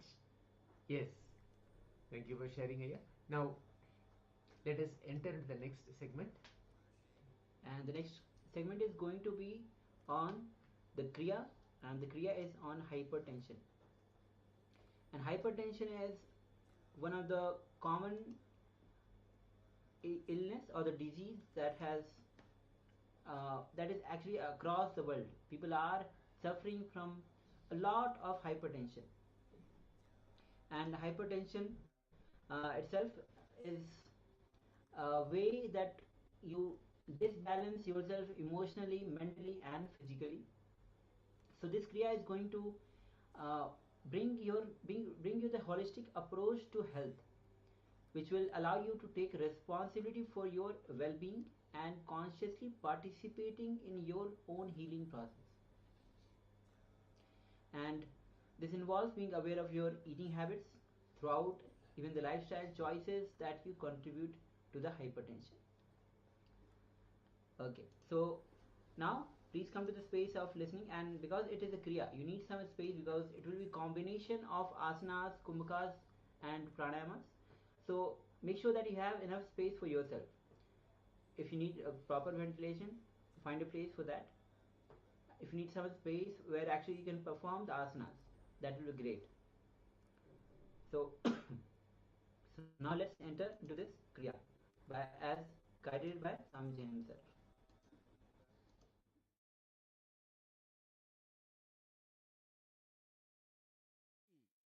Easy but powerful process. I can prove in front of your eyes how the blood pressure comes down and becomes normal. Even once doing this kriya. See, I tell all the devotees, Responsibility in your being blood pressure, hypertension, means do this process today. the space from which you cognize. See how your pressure comes to normal. Just do this process for 1 week. You will see naturally the pressure will be normal. Talk to your doctors, you can stop medication.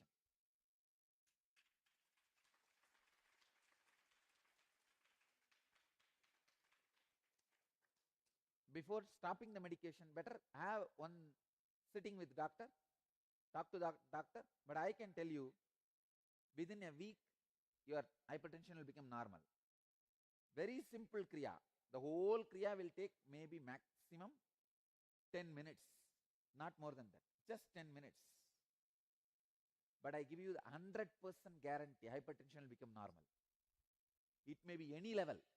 Even if it is 150 by 100, it will become normal, because the setup, the process, the pattern through which I am making your hypertension normal is from the biomemory level, not from muscle memory.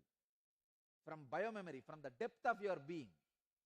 The first step, Mritasana in Chinmudra. Mritasana means corpse posture. Let me describe. Uddanam Shashwat Bhumau Shayanantu Savasanam Shavasanam Sramaharam Chitta Vishranti Karakam. Garanda Samhita's second Upatesha, 19th verse. Lying flat on the ground like a corpse is called the Mritasana. This posture destroys fatigue and quiets the agitation of the mind. Please lie down. No pillow, nothing should be for the head. You can use mat. Mat or mattress is okay. Better use mat or mattress, because otherwise you will feel cold and you will not do the technique properly. You may not do the kriya properly. Please use mat or mattress.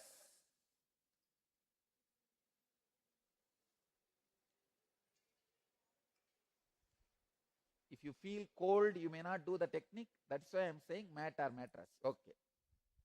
Next step. Lie down in such a way that you don't kick people. You are not getting blessed by somebody else.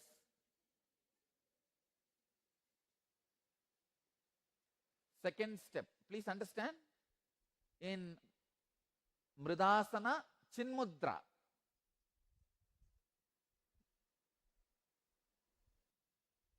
See, if it is some complicated posture, I can tell no. I can understand. You can say that, oh, I can't do this, that. Mritasana and Chinmudra. Chinmudra is bring your index finger to your thumb. This is Chinmudra. Understand? Next instruction. Udyana Bandha. All of you know Udyana Bandha. Contract the bowels equably above and below the navel towards the back so that abdominal viscera may touch the back.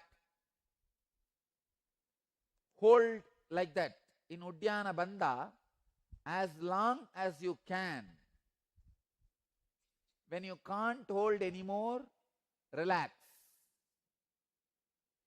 Do this Udyana Bandha lying down 21 times.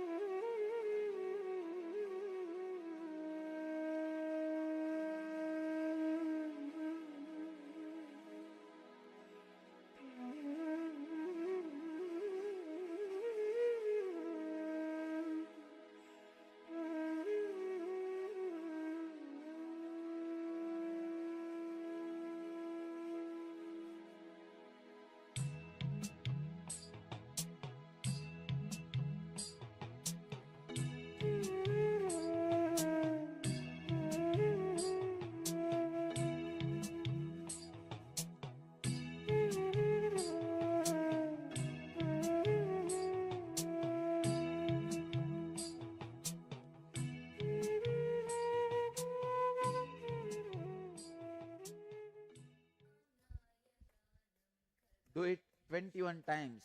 Hold as long as you can, then relax, then hold as long as you can, then relax.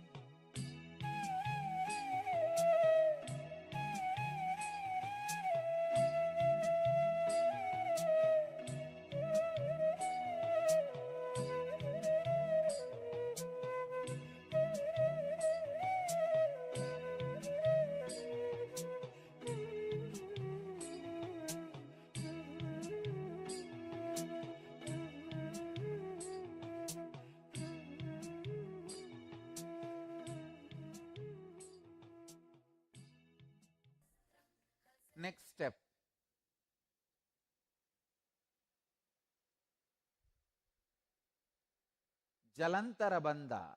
Listen.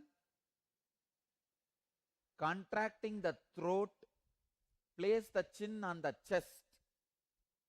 Means lock the throat.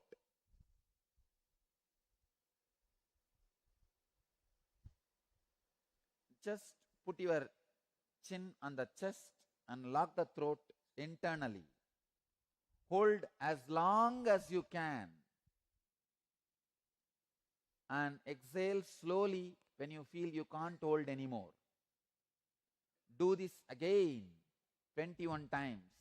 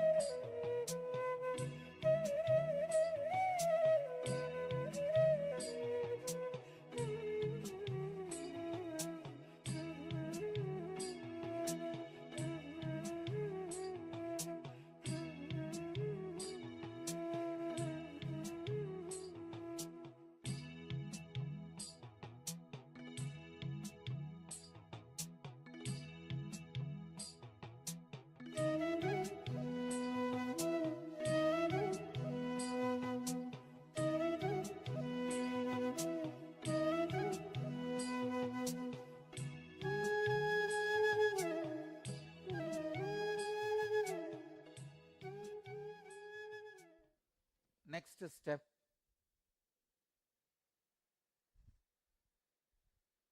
Muktasana. Please sit in Muktasana. Place the heel at the root of the organ of generation and the right heel above that. This is the way. Please understand.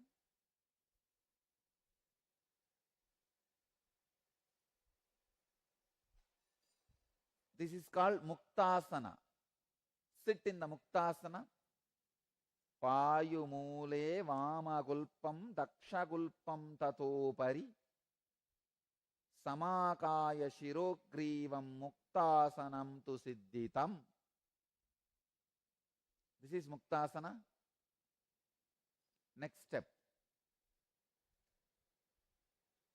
Do Bastrika in this Muktasana 21 times. Understand?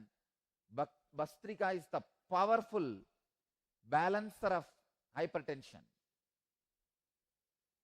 Bastrika, let me describe the sutras. Bastraiva lokakarananam yataakramena sampramet tatavayuncha nasabhyam upabhyanchalayet shanaihi evam vimshati varancha krutva kuryavacha kumbhagam tatante chalayet vayum purvoktancha yatavidihi trivaram sadayetyenam bastrika kumbhagam sudihi nacharogocha nachaklesha arogyancha dine dine.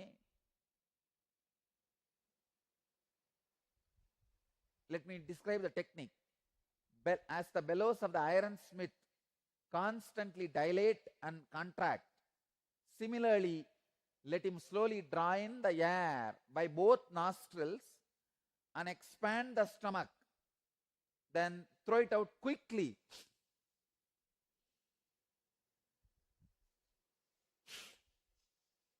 Inhaling should be very, very slow. Exhaling should be fast and quick. Do this 21 times.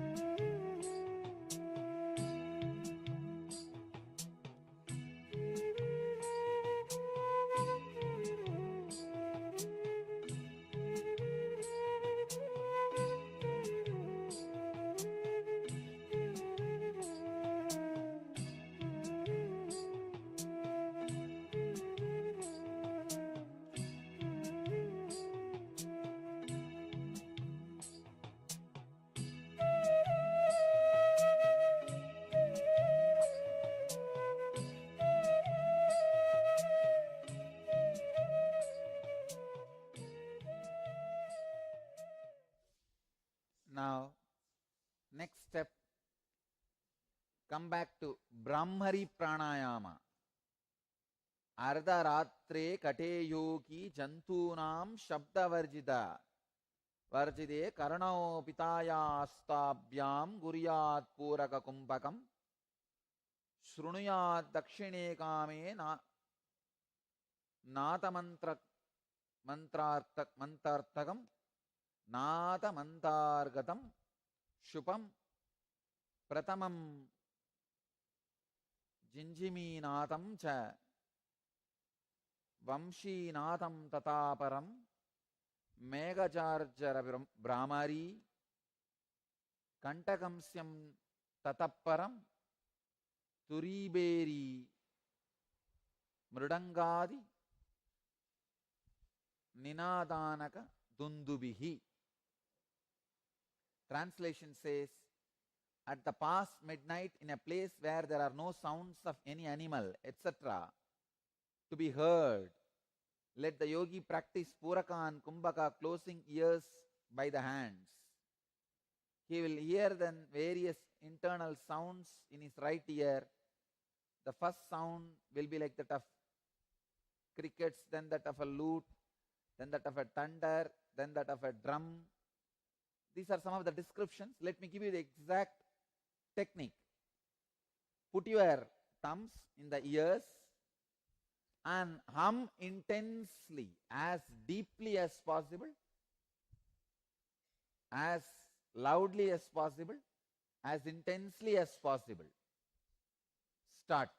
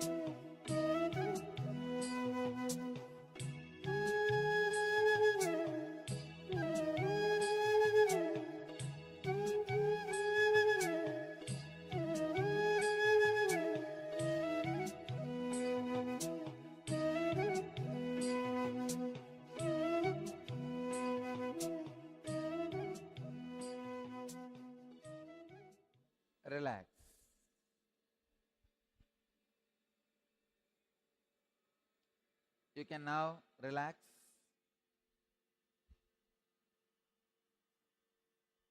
Stop.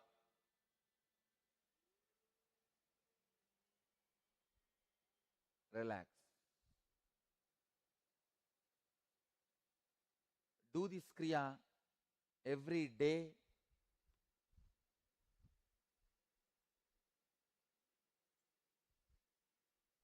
At least once. If your hypertension is the border level, do once for next 21 days. If it is in high end, higher side, like 150, 100, that side, do at least twice. It will completely heal your hypertension. Let you all achieve, experience, live, express, radiate, and share the eternal bliss. Nithyananda. Thank you.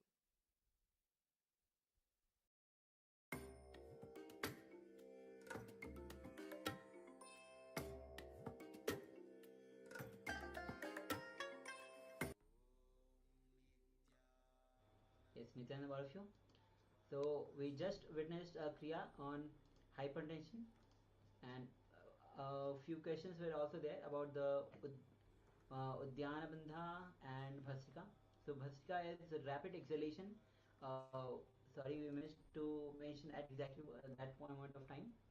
Anyway, we have few questions regarding the kriya itself. Suma Alexandra says, what is the side effect of a hypertension on the mind? And if the hypertension is always a disturbed mind, what is the best way to say this to my mother? My mother's my mother pulse is always very high and communication is enrolling as very jumpy and creating misunderstanding every second sentence. So, Soma, for hypertension, it significantly affects the mind. It leads to increased anxiety, stress, and even the cognitive issues over time. So it creates a state of constant agitation and makes it difficult for individual to maintain calmness and clarity in their thoughts. As you gave example of your mother, so when you're communicating with your mother, tell her about the condition. Like approach the conversation when you're approaching any conversation with mother. Approach with compassion and understanding, so that she knows that you are actually entering into the conversation of understanding and compassion. And you might say, for example, like, I have noticed that you okay. So you can approach the conversation with compassion and understanding, so that she feels that you are actually entering into the conversation. Yes, and it is very important for you to approach with compassion, as we mentioned. Understanding the person, just give the listening to the person, so you'll be able to give a healing presence. And when you actually are able to radiate that calmness from within you, then the other person will also feel the same calmness within themselves. So the best thing that we can also say is for your mother to be part of the darshan that happens in the morning, especially during the Navaratri, the 9 nights of Devi Paramashiva Shakti manifesting through this Supreme Pontiff of Hinduism. When even just a few moments of sitting in his presence during this particular time specifically, the healing will automatically happen. So the best thing that we can do is to actually have her come and be part of the darshan that happens at 7 p.m. Eastern time. So the healing can actually start happening from the inside.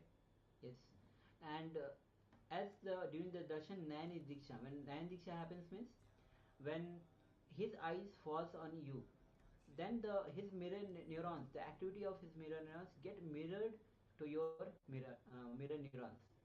So in that space, for that moment, your consciousness raises to the super consciousness of Swamiji, and you feel the same state as Swamiji in. So automatically you'll feel peaceful, blissful, calm. And so that is why every day it is important to attend the darshan, always keeping yourself in the high energy, higher consciousness. Yes. Okay, so now we'll be entering into the next segment, which is going to be on be responsible, not just committed. In the previous section, we just learned how responsibility makes you a hero, and this segment will be learning when you are responsible, not just committed, then you are actually taking the responsibility not just as a rule, but you are taking responsibility as a being. You are actually looking every being as a life. So let's come to the space of listening as we enter into this revelation by Swamiji, and let's begin.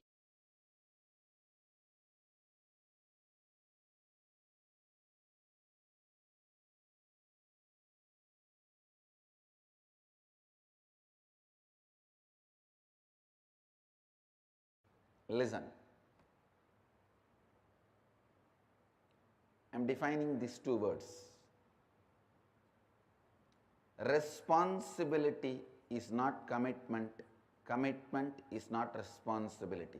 You can be responsible, totally non-committed. You can be committed, never be responsible. I'll differentiate. I'll explain. If you are constantly thinking about your future from powerlessness and go on thinking what all can go wrong, your involvement is called commitment.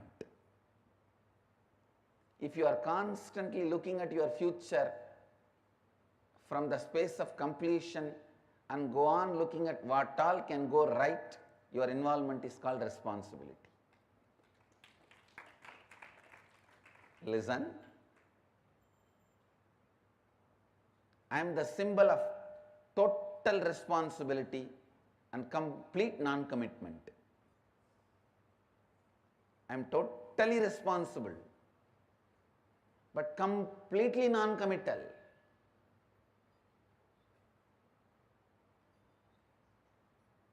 If just a devotee who has attended some free program sometime, if he is bitten by a snake or if he is caught into some accident or if he is in emergency,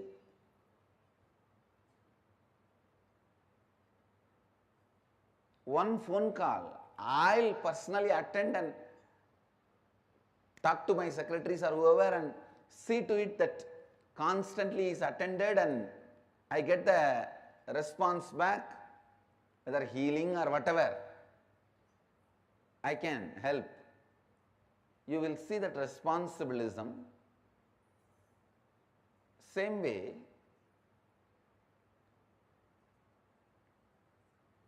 if you live around me, you can very clearly smell I am completely non-committed to the whole thing. Listen. Any future plan which erupts out of the pattern, what all can go wrong is commitment. Any future plan which comes out of the completion, what all can go right is responsibilism. Responsibility. He asked me again, then what is accountability, Swamiji? I said, if you are constantly thinking from what all can go wrong, even if you are committed, you may be accountable, but you will not be accountable. You may be accountable, you will not be accountable. You will just stand and say, yes, this is what I am, what can I do? This is where I am.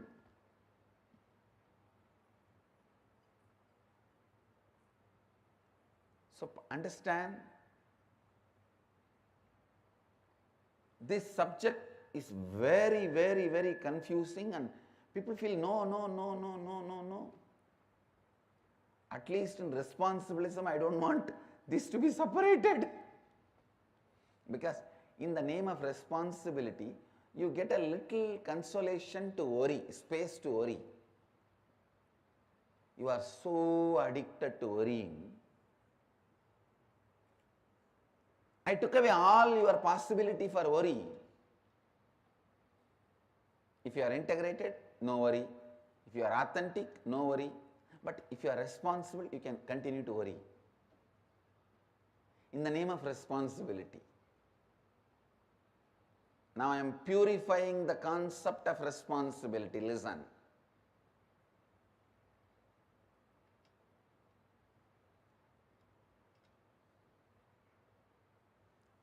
If you can move based on what all can go right,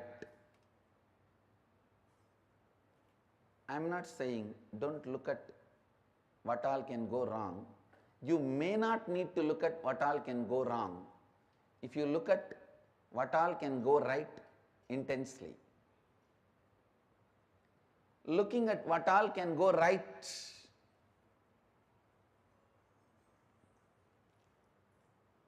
I tell you, looking at what all can go right gives you the ability to start 2000 projects.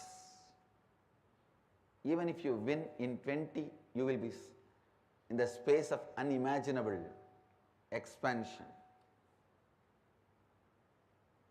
The mind which looks at what all can go wrong will not even move to the second project. People constantly say, from morning I was making this call, this. Understand? Even when you are doing some action, is your worrying pattern keeping quiet? Is your lust pattern keeping quiet? Is your fear pattern keeping quiet? Even when you are working, doing your work, all the three are functioning. Same way, instead of lust, fear, worry, why can't your planning, celebration, gratitude function?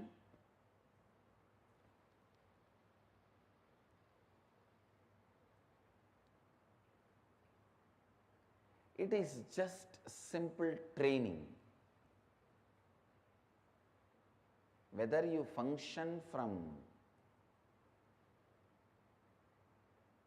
fear,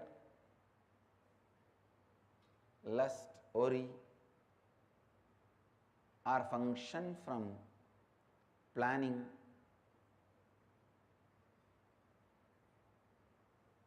celebration, gratitude, planning, completion, gratitude. Listen. Listen, I am giving you a very important sacred secret as per the yogic tradition.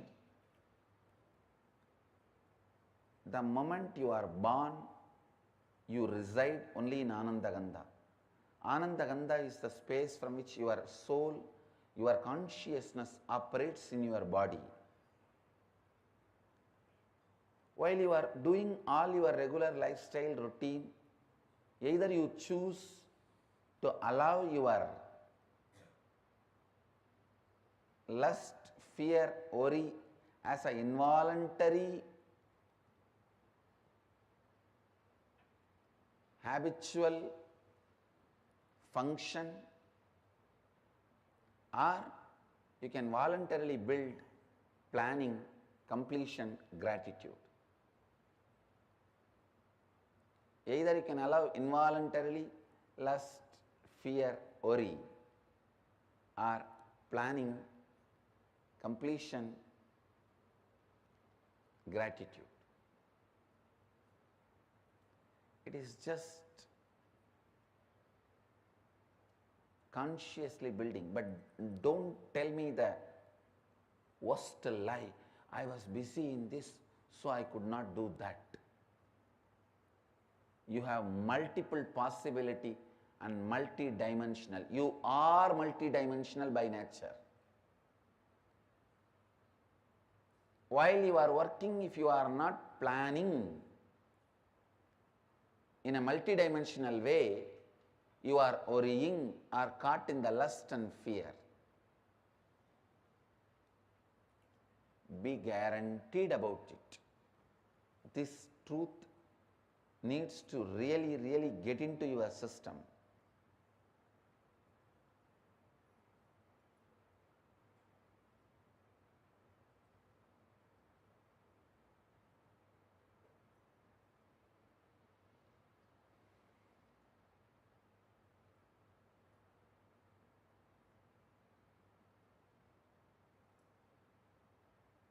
this truth need to really get into your system. Listen. Only then you will understand the difference between commitment and responsibility. If you don't take responsibility, you are beaten black and blue by commitment in the life. When you take responsibility, you are given the reward of the freedom from all commitments.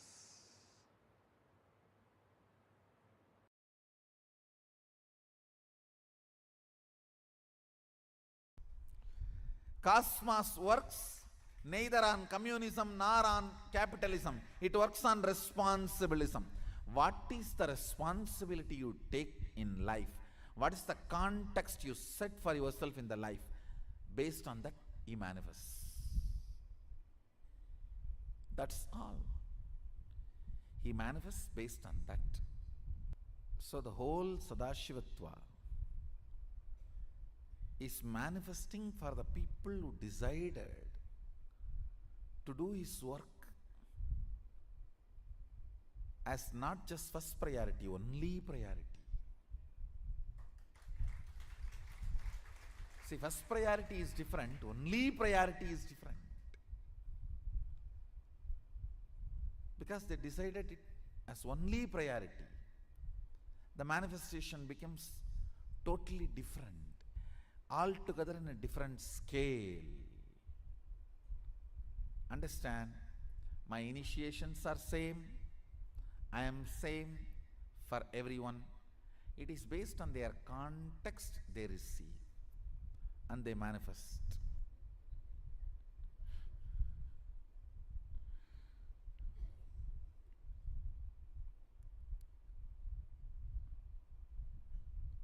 So the context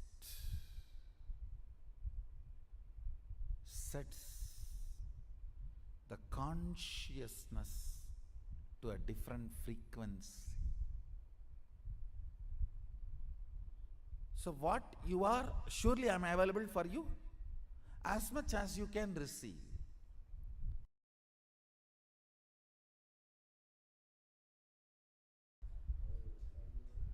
The more power manifestation, more divine you become. Understand? Shakti comes with buddhi. Only siddhi comes without buddhi. Shakti is mother, siddhi is stepmother.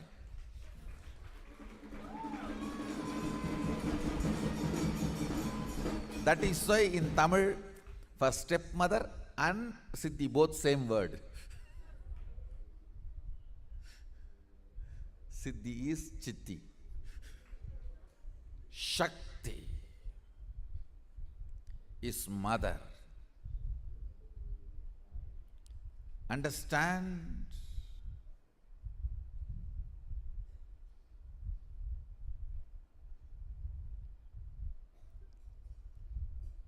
First principle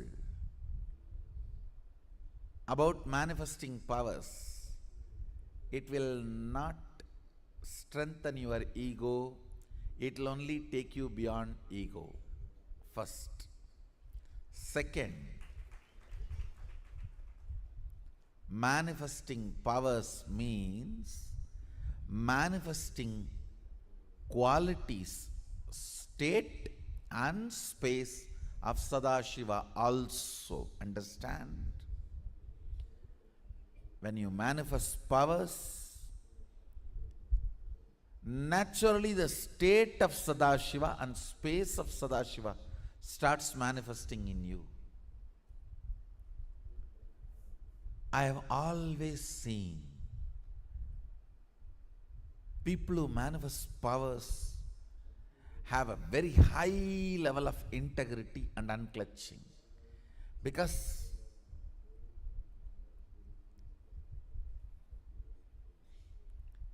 if they do not maintain that too, the power manifestation will stop.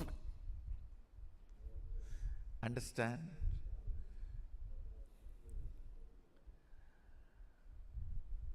How much ever you would have paid to buy your cell phone, but unless you charge every day, it will not function.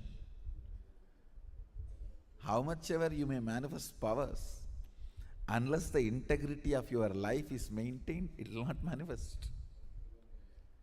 Actually, when you manifest powers, automatically the frequency of your integrity increases. The trust in integrity, trust in authenticity starts increasing. The reasons why you don't live a life of integrity is powerlessness. That starts melting down. With more and more power manifestation, powerlessness goes away. You become more integrated, more authentic.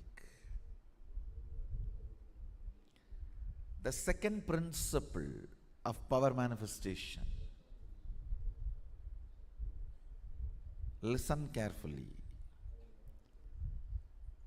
Shakti comes always with buddhi. Means more power manifestation, more integrity. More power manifestation, more unclutching. More power manifestation, more nirvikalpa samadhi. More power manifestation, more joy. More power manifestation, more restful awareness. More power manifestation, more responsibilism.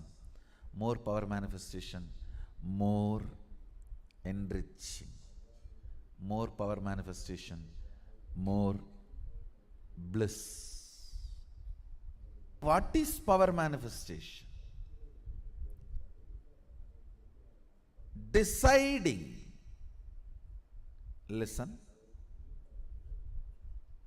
Integrity needs your declaration, but power manifestation does not even needs your declaration. It only needs your decision. Deciding to be one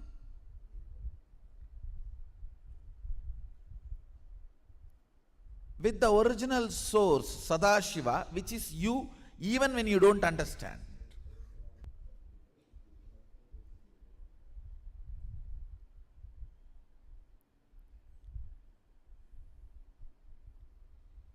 He was using very few words. That is his beauty.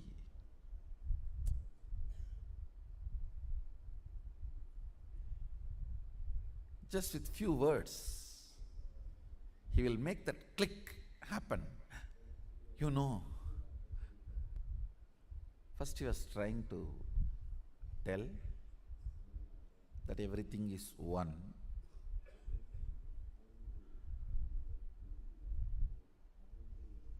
Few words. Somehow I was looking at him. He was not convinced that the click has happened in me. And many times both my gurus, Kuppamal and Mibudanandapuri and Yoganandapuri, both have tried to explain Advaita to me. Annamalai Swamigal even used to read out Ribu Gita. Annamalai Swamigal was one of the enlightened disciple of Ramana Maharshi. Used to read Ribu Gita in Tamil. But somehow the click never happened.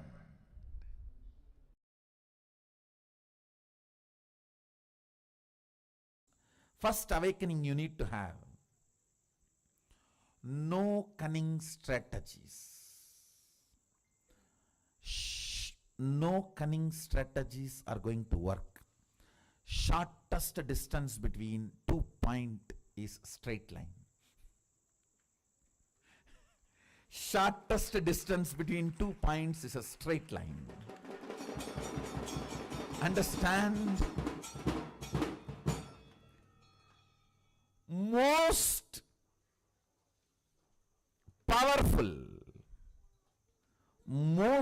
powerful strategy for manifesting wealth is integrity. Most powerful strategy. If you want 2-digit, 3-digit level money, maybe 1 or 2 lakhs or 1 or 2 crores, then cheating, stealing, all that may work. Robbing the bank, all that may work. But if you are really interested in living with wealth forever, living with wealth forever, the most easiest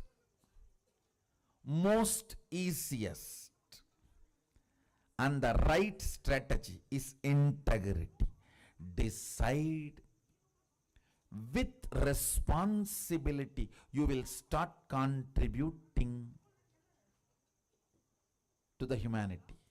Understand?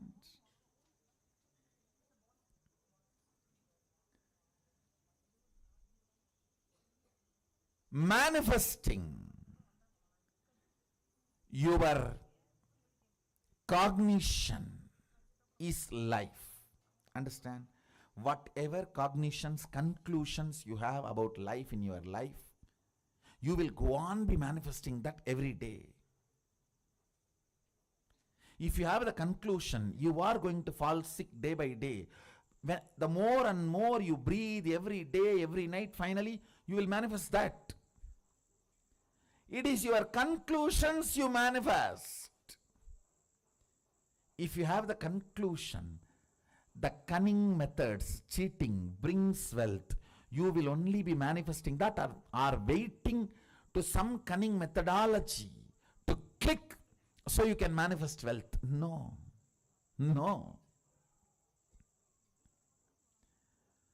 All waiting for cunning strategies to manifest wealth ends in frustration. And then you have a deep negative cognition about wealth. That is not going to happen for me. No. That is not for me. You end up there.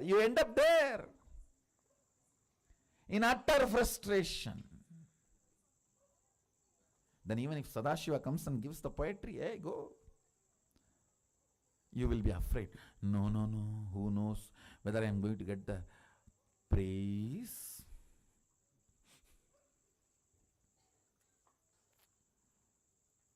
Or beating. Listen to this. Fundamentally, the first truth of awakening wealth consciousness, I am not giving you this as a teaching, I am giving you this as a software programming. Just internalize and come to this conclusion, that's all. You don't need to practice it, anything. You need to practice. Practice is a 4-letter word for me. Coming to conclusion is all I ask from you. No belief, no faith, no. Coming to conclusion, integrity. The first cognition you need to have, the first conclusion I request you to arrive. No cunning strategy will manifest wealth in your life. You may grab little currency through cunning strategies, but it will never become wealth of your life. I tell you, I am traveling all over the world. I am seeing all the culture, country, every background beings. Still now, I have heard at least about thousands of types of lotteries, but not seen a single man who has become permanently wealthy, rich by a lottery. Understand?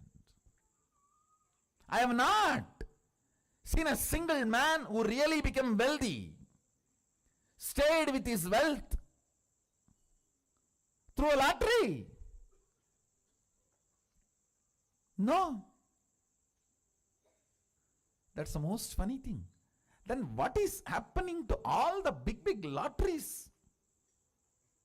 going on. The economy Sadashiva is teaching is neither capitalism, nor communism, or socialism. It is responsibilism.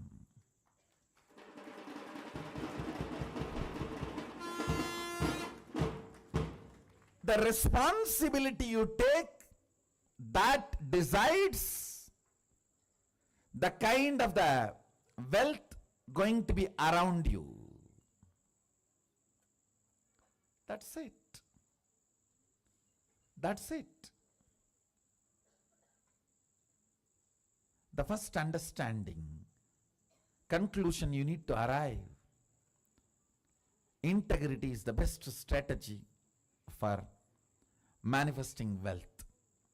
Second conclusion, listen.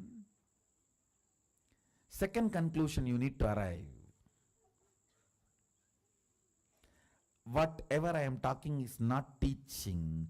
The moment it is teaching, you will push it into a moral dustbin. All of you have a moral dustbin. Oh, everybody talks. What is there? You know how to dump that.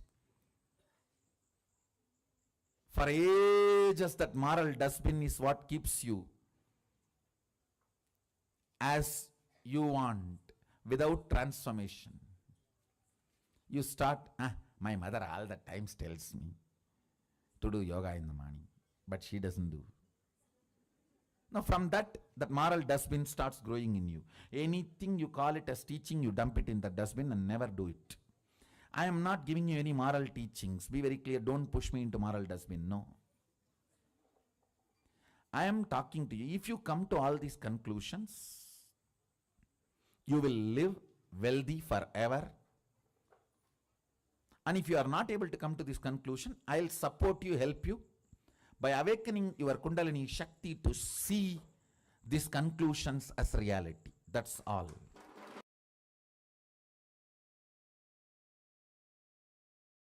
Please internalize it. The first truth. Anything which is truth strengthens you.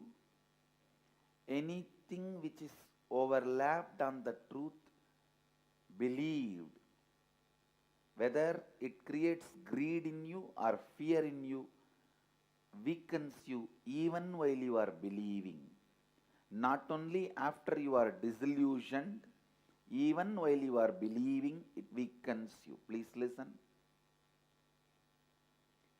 Anything which is truth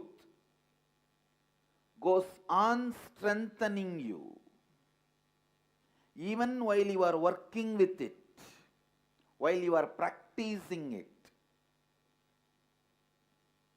The great truth Nithyanandoham, Shivoham, I am the ultimate possibility.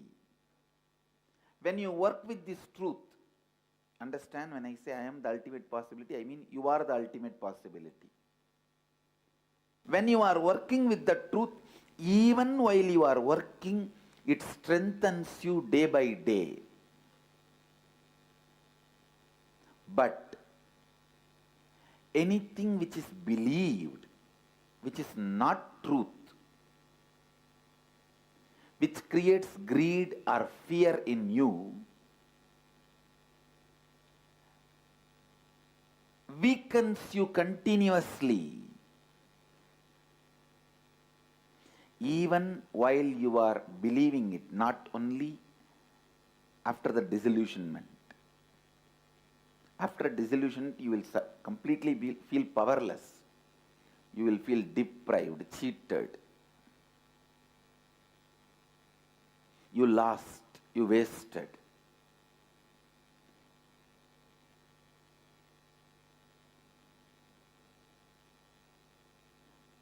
Not that only after you get disillusioned, you will feel cheated and deprived. Even while you are working with it, you will feel powerless.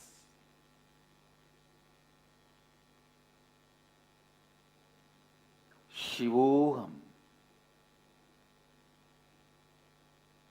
deciding to work with the truth Shivoham. Please understand, this truth you can't just believe and keep quiet. The truth is so powerful, it will provoke you to work towards it.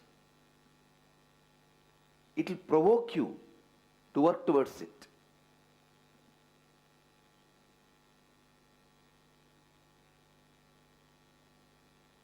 Truth uttered by the right person, listened by the right being, provokes you to work towards it. It can never be a one more sermon. No. Satsang is not sermon or discourse. After the discourse or during the discourse, you can be sleeping. Continue to be in slumber. But satsang provokes you. Neither during nor after you can be in slumber or sleeping. It provokes you. It awakens you. That's the right word I should use. It awakens you.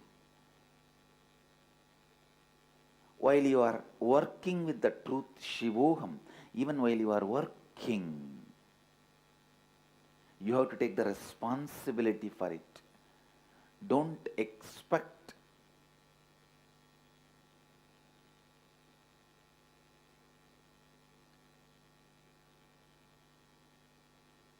somebody else can take the responsibility for your reality. If somebody else takes the responsibility for your reality, it will never be your reality.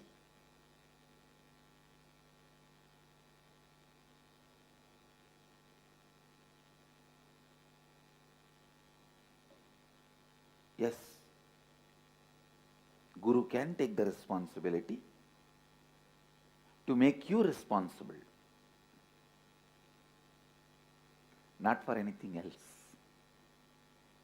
Guru can take the responsibility to make you responsible. That is why his love is never appreciated. His love is not the cozy, comfortable feeling you felt in the name of love in your life when you were young. The pattern you believe as love. You cry and your mom rushes you and gives you food or candy.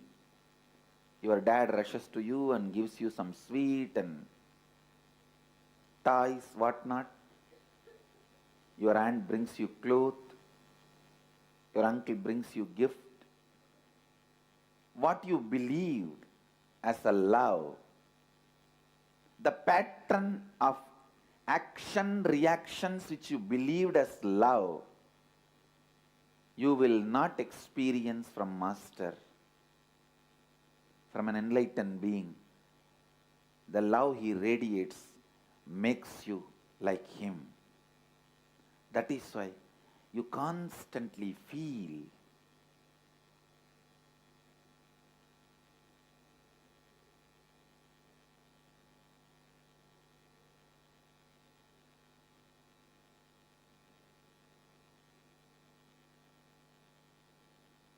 you will feel energized when you come near the Master, when you are in his presence, when you listen to his words, when you imbibe his presence. But you will not feel the so-called love. And if you feel what you felt as a love pattern from the young age, from the Master also, maybe he is giving you little time to settle down and become comfortable.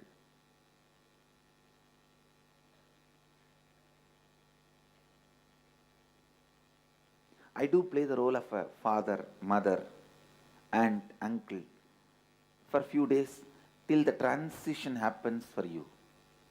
You need to move from that to this. But not more than that. My love will make you responsible for the great truth of Shivoham.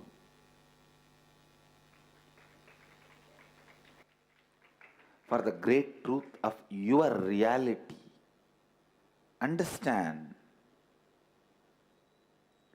the truth has to constantly strengthen you.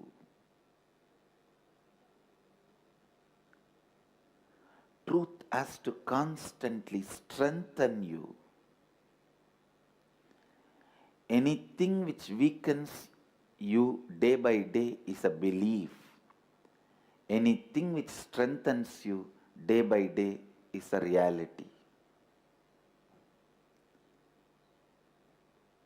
Sit and open your whole being and see what all is in you which is strengthening you day by day.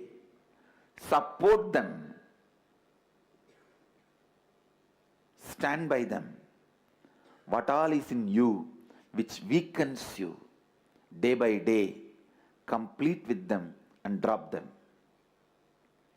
Whether it is emotion, beliefs, thought currents, patterns, ideas, theories, theologies, whatever is strengthening you day by day, it is reality. Work with it. Work more and more with it. Whatever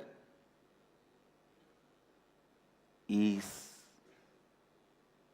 weakening you, whatever is weakening you, be very clear. It is beliefs. It is belief system.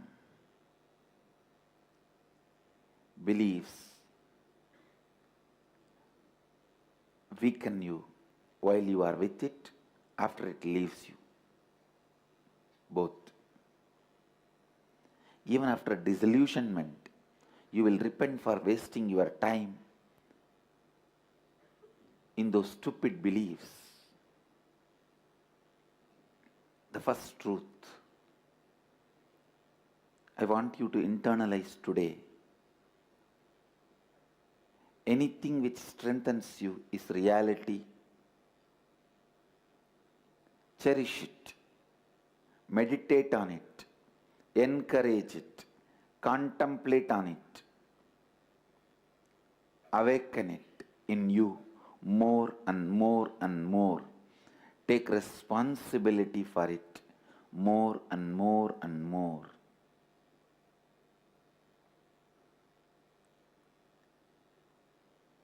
Anything which weakens you, be very clear, it is a belief system.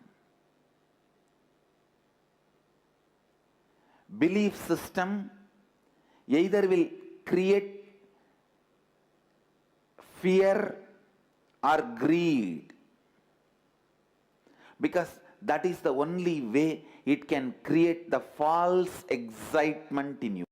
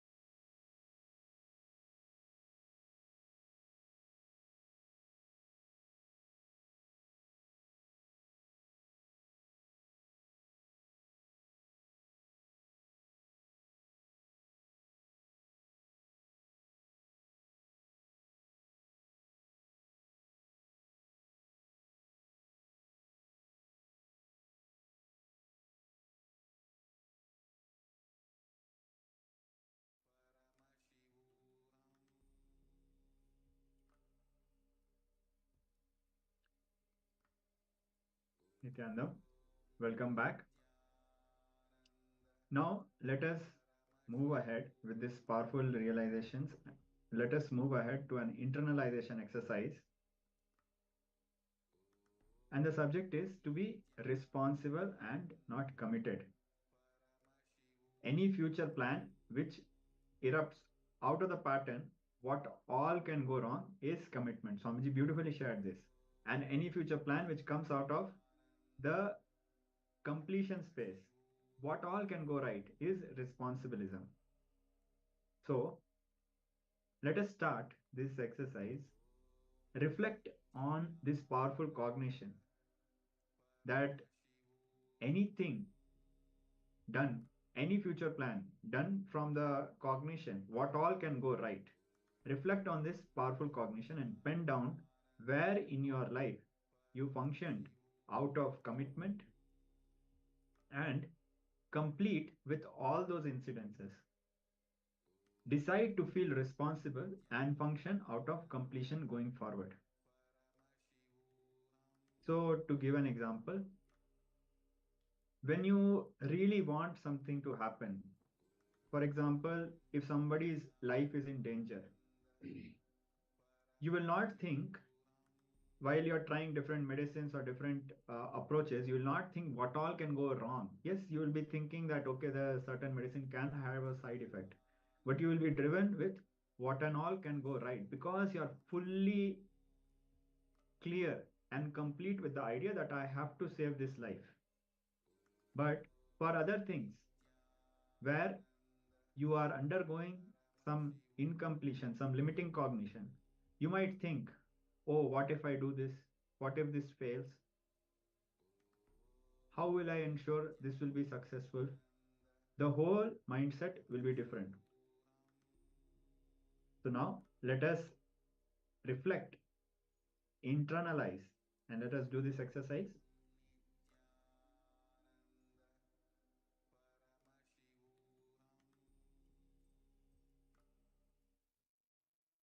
So we have projected the steps.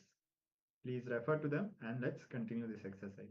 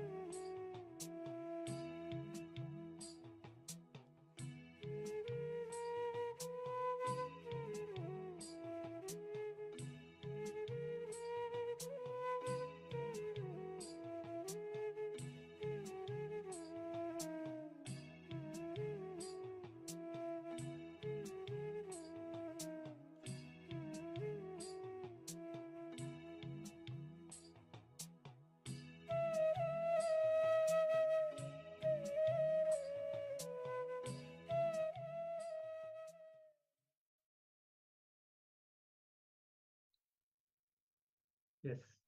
So we have many sharings. We have some sharings from Alexandra.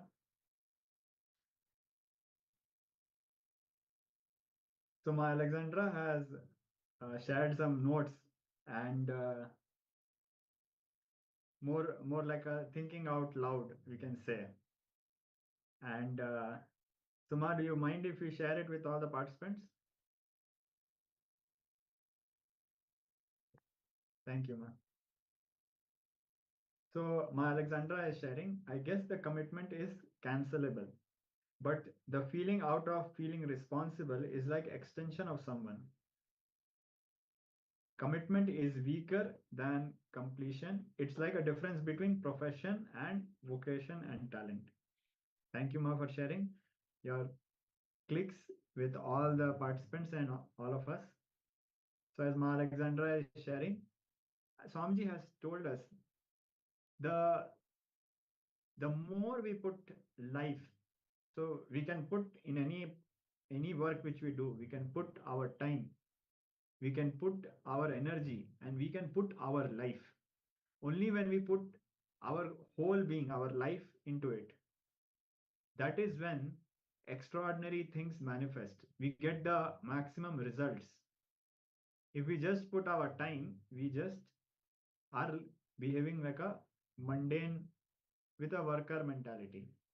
So, as Ma Alexandra is sharing, it reminds us that when we act from the space of responsibilism, we are committing our life into whatever we are taking up, and that makes the difference.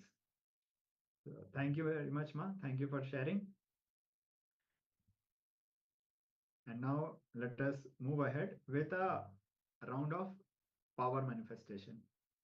Today we'll be manifesting the power of body scanning. So first we'll be scanning. This time the scanning will be happening on our own body. We will be scanning our own body, not another person's body. So start chanting the Mahavakya and connect with Paramashiva and Swamiji by chanting Om Nithyananda Paramashivoham.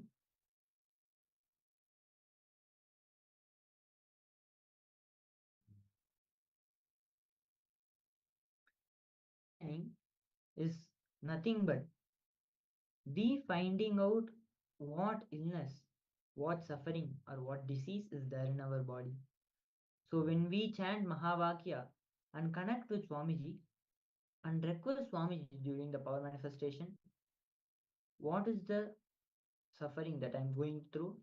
Or few times, many of the Balasans have experienced in their power demos that what will happen in the future, that will be revealed to them. So when you tell that to the other person that you'll be having you're having a cancer, the other person may think that no, currently I don't have a cancer, but in future that cancer is coming. So during this power of body scanning, the future is also revealed, that in future this is going to happen to you. And not alone revealed, when the power of Paramashiva goes through your body, it removes all the sufferings, all the disease and ailments that are present in the body. So this is a wonderful power for all the participants to manifest. This is also a way to heal ourselves from everything that we are suffering from, either it be mental issues or physical issues. So now we'll be entering into the power manifestation. Start chanting the Mahavakya. Om Nithyananda Paramashivoham. Om Nithyananda Paramashivoham. Om Nithyananda Paramashivoham. Slowly request Swamiji. What? Swamiji, please reveal to me. what is the suffering that I'm going through in my body, and please heal the suffering that I am experiencing. And at the end of the power manifestation, pen down what all Paramashiva revealed to you during the power manifestation.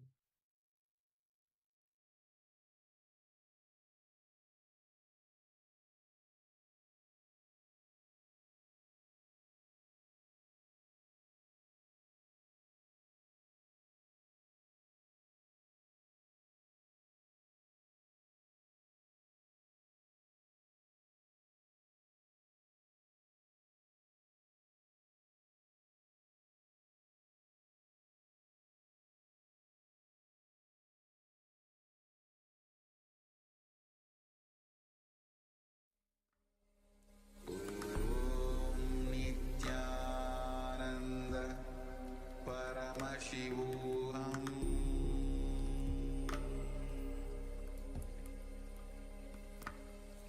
ॐ नित्यानन्द परमशिवोऽहम्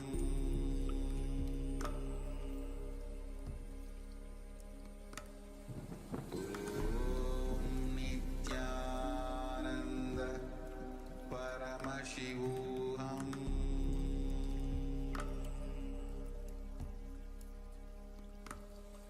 ॐ नित्यानन्द परमशिवोऽहम्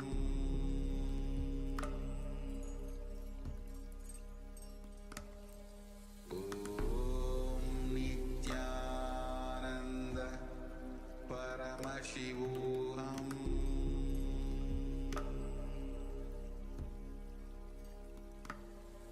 ॐ नित्यानन्द परमशिवोऽहम्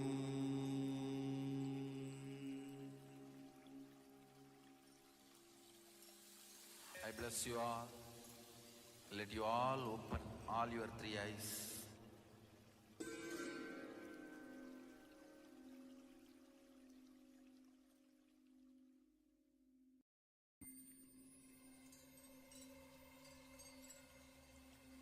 I welcome you all with my love and respect. Let you all open all your three eyes. Om Nithyananda Paramashivoham.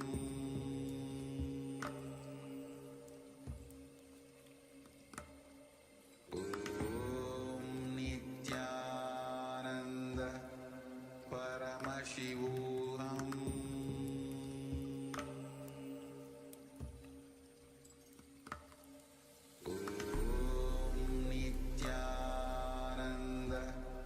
Paramashivoham.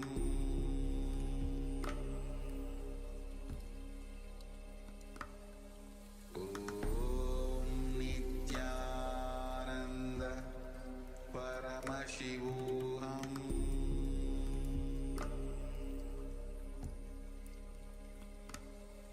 Om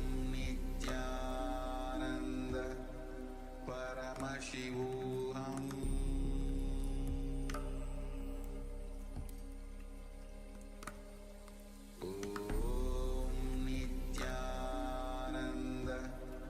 Paramashivoham. Paramashivoham.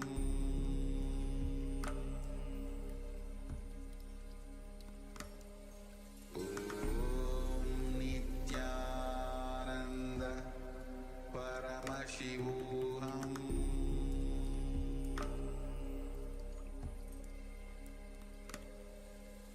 Om Nithyananda Paramashivoham.